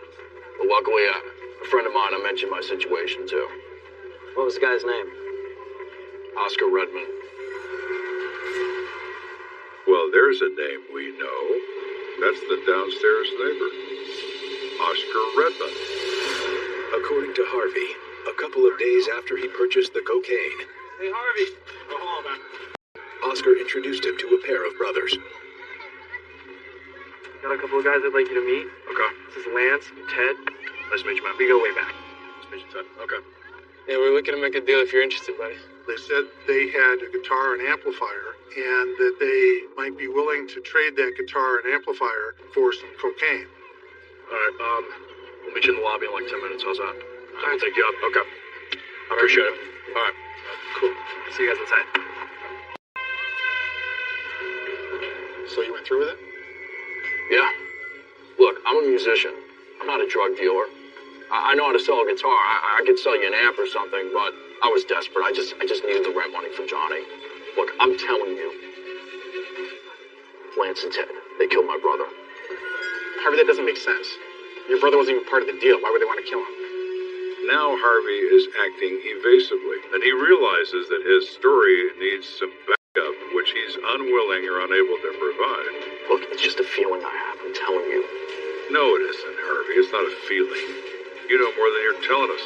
We're going to get to the bottom of this, and aside from finding you at that bottom, we're going to find everybody else as well.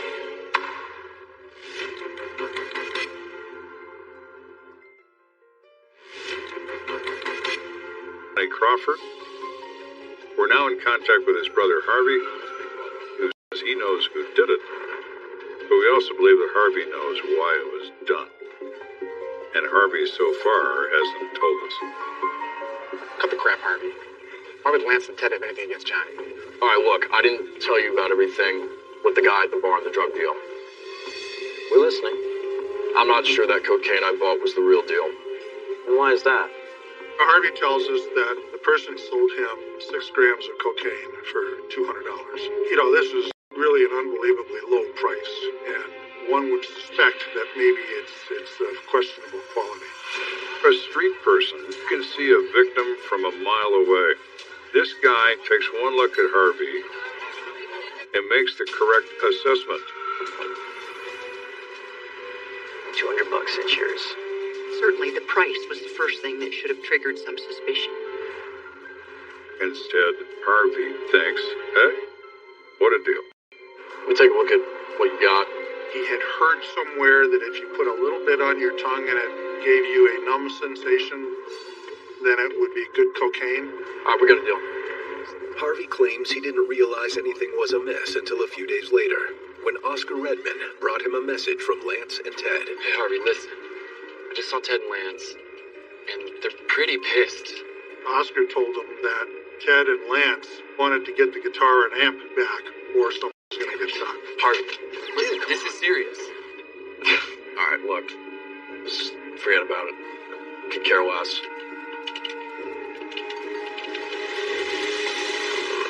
I thought it was just a bunch of crap. A few days go by, I don't hear a word about it. I sell the guitar, get the money.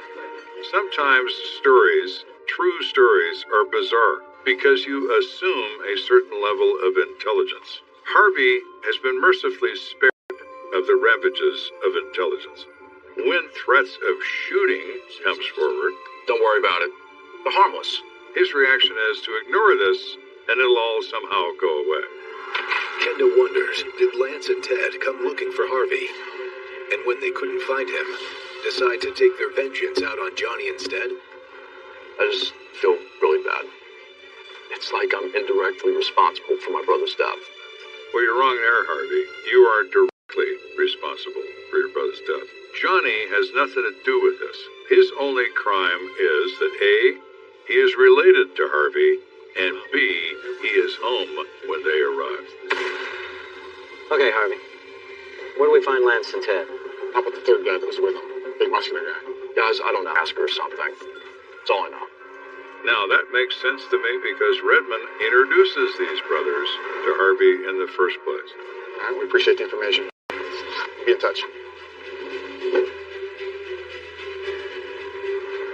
So now it's time to talk to Oscar Redman again. The first time we encountered him, we thought he was nothing more than an uninvolved witness. Now we know he had everything to do with it.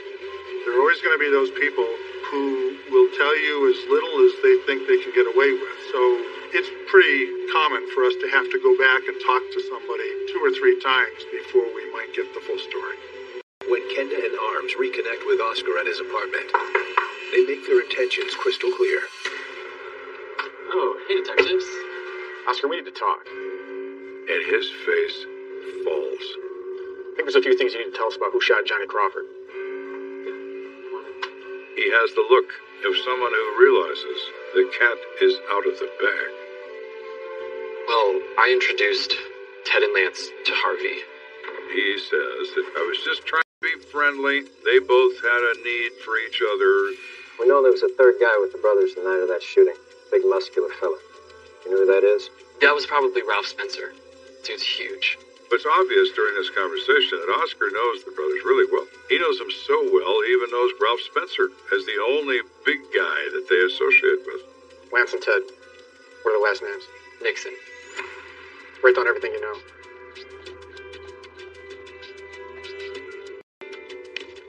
He knows that Lance and Ted are from the same town he's from in Nebraska. He knows where they live. He knows what kind of car they drive. He knows the car has Nebraska plates. I'm so sorry this happened. I knew they said they would shoot somebody. I just didn't believe it. We'll be in touch. We now know where Ted and Lance Nixon live, and that is where we are headed to. As Kenda and his team close in on the trailer, it may be a matter of minutes before the case is wrapped up. Please open up! There is no response. Ready? The door is locked, and we kick it in. Please, let me see your hands!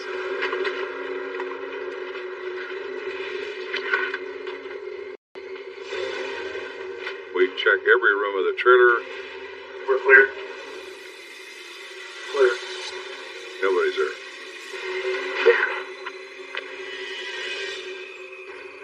There's our amp. For this amplifier, and they leave it behind. Let's go. You're always hopeful you can turn this in a hurry, but now they're in the wind, so this has just become a lot more complicated. But turn it we will.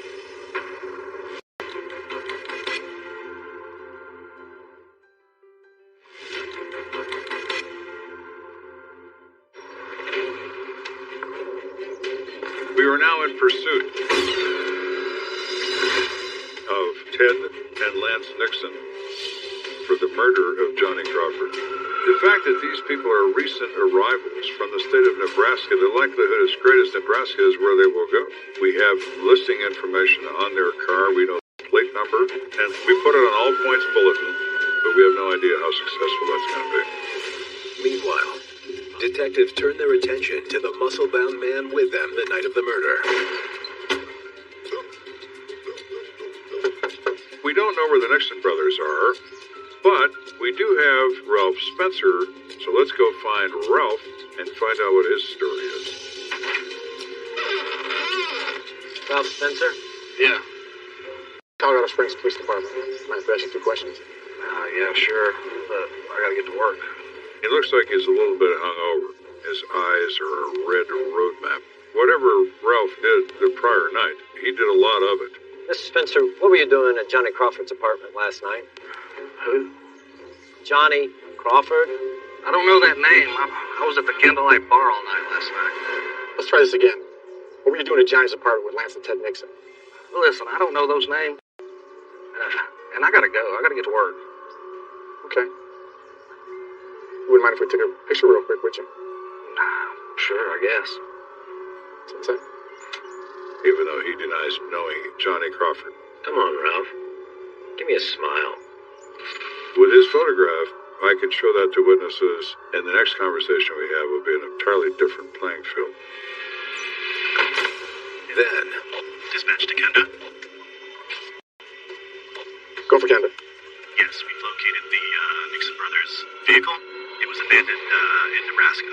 From the Nebraska State Highway Patrol have found the vehicle wanted in the murder case. It is abandoned a short distance from their hometown.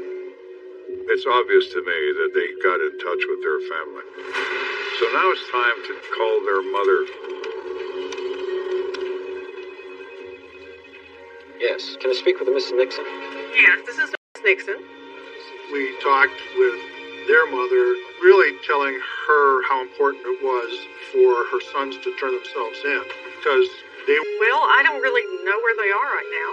The hopes were that that message would get conveyed to the boys, and that they should surrender themselves to police so that nothing would happen to them.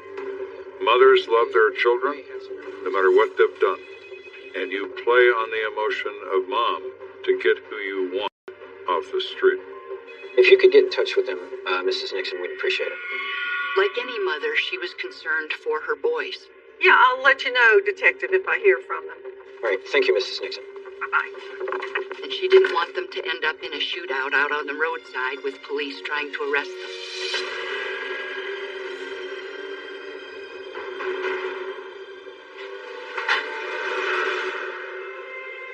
Within the hour.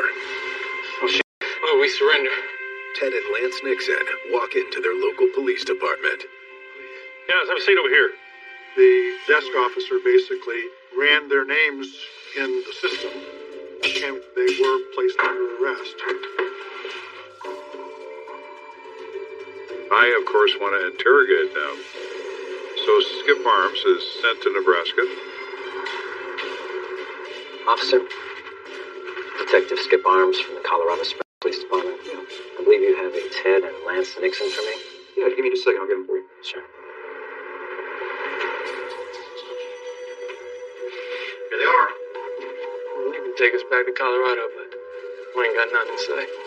Okay, let's go. We are certainly disappointed, and it is kind of frustrating, but you have to acknowledge that that is their right, not to talk. But when Kenda picks them up at the Colorado Springs airport, the brothers seem to have a change of heart. Can I ask you a question about my case? It's very hard for people to stay quiet.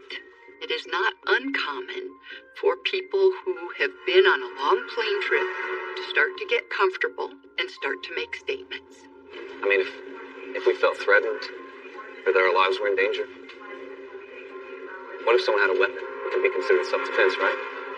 You guys invoked your right to remain silent. Given this circumstance, I cannot respond.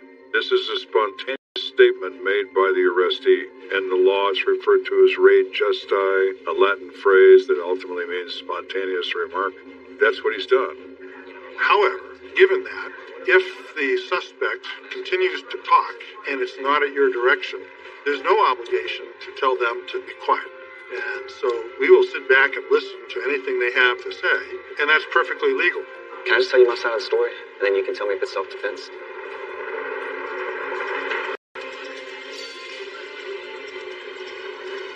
You're free to say whatever you want.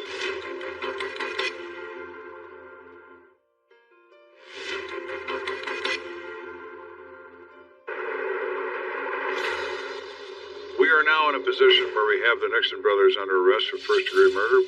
We did not get the interrogation I wanted, but what we did get is that their argument for their defense is self-defense.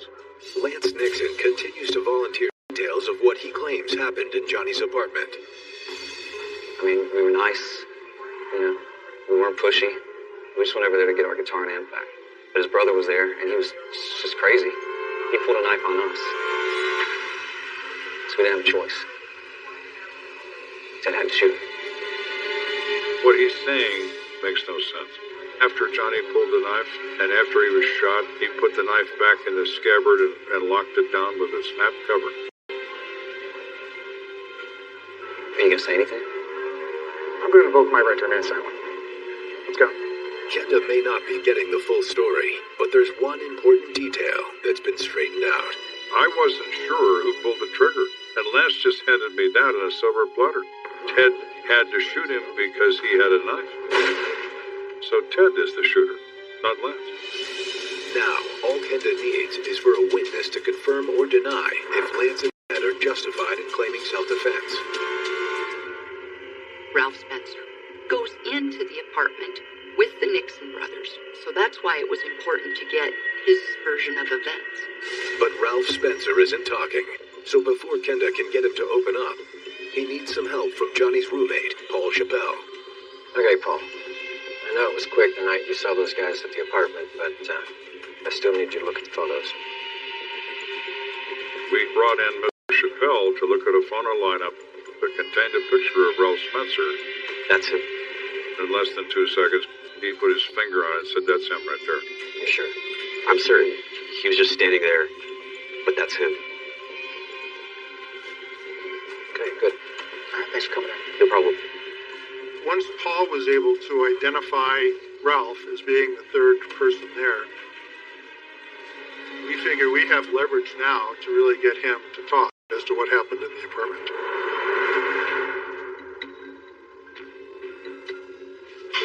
See?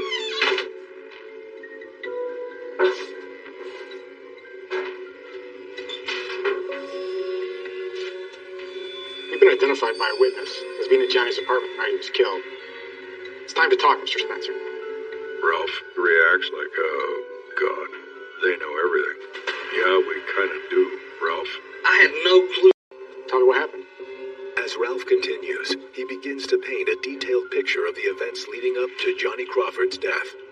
and Lance were telling me about this deal that went bad. And they were asking me for some help. They were going to go back to this apartment where the deal was made.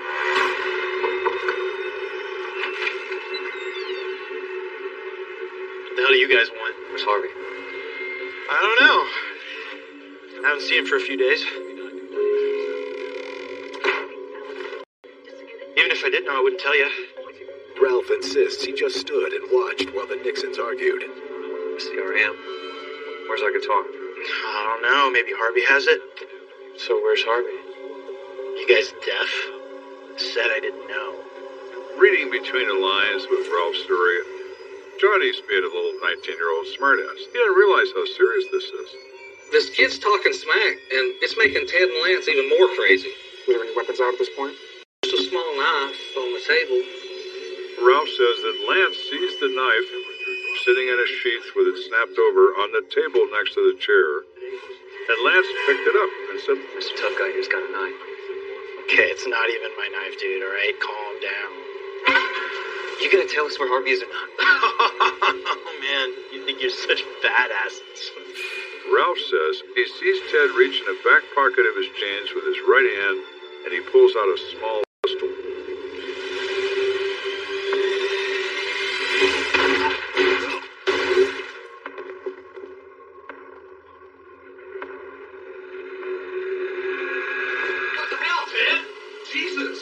Bud gets up to try to help his friend, Ralph says.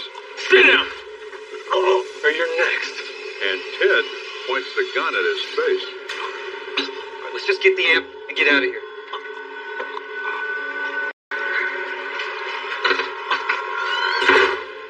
Honestly, I didn't know what the hell to do. I just wanted to get out of there.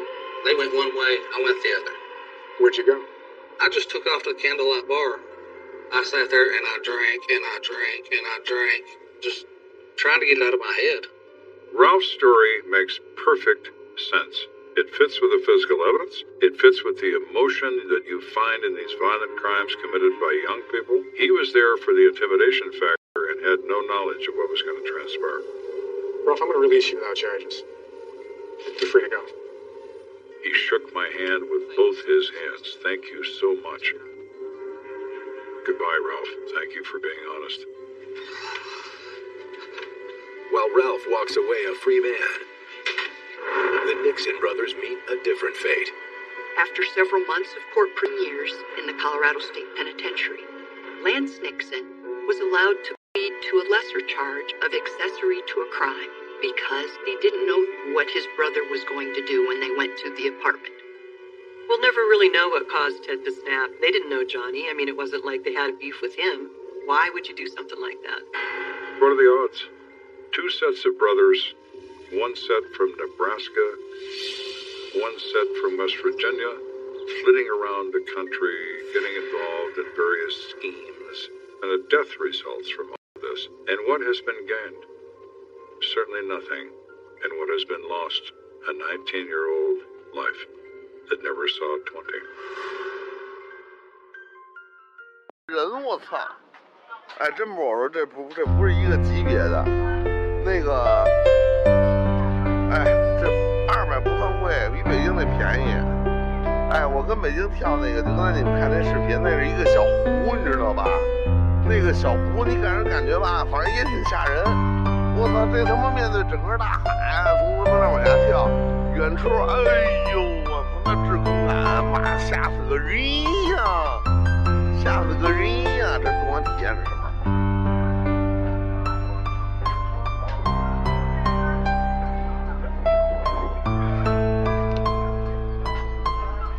哦，玩3D 啊！哦，这是玩3D， 穿越瞬间发生。没。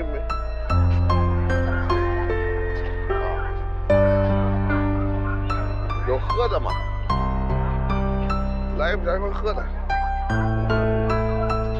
有屋子这有风。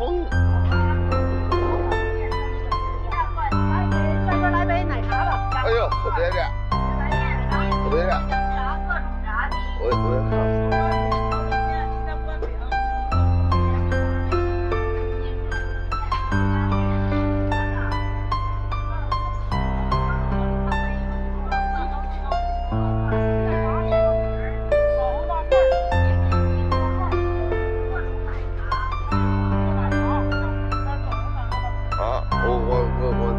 了，不吃了。我说我这美食肚子，我得留晚上吃，我得留晚上看电用。我觉得咱不能吃这个，咱们来了，要不就吃外头的，不能把肚子浪费在这上。王哥游泳最起码跳，哎，我跳过，还跳过。火箭蹦迪，你别火箭蹦迪我也不蹦。上回那蹦是祥云哥刷了那个6个超火，4个超火，不是几个也忘了，反正是3、4个大超火我才上去的，那玩了命了那是。现在不跳了，现在他妈是要命啊，要命！那会儿年轻还行，那会儿我才39岁，现在都40了，不行了。那会儿我30多岁还能干这事儿，现在40多了干不了这事儿了。这已经被废弃了，看来都没人用了。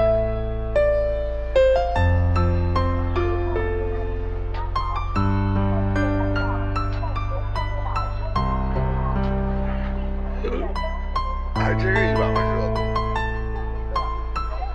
你看那岛也没多大，感觉确实没多大，都是个人工岛。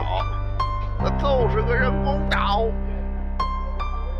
就是个人工岛。啊，这上面都是游乐是他呀弄了一个人工岛，然后呢就拿一些人为玩的玩意儿建造下来了，不是什么自然风景区，这是一个人工岛，应该是啊，人建了一个人工岛，没有什么这小孩玩的，一小游乐场，主要就是这个索道。我跟你说，就是这索道赚钱，这东西基本我都没人玩，基本是没人玩。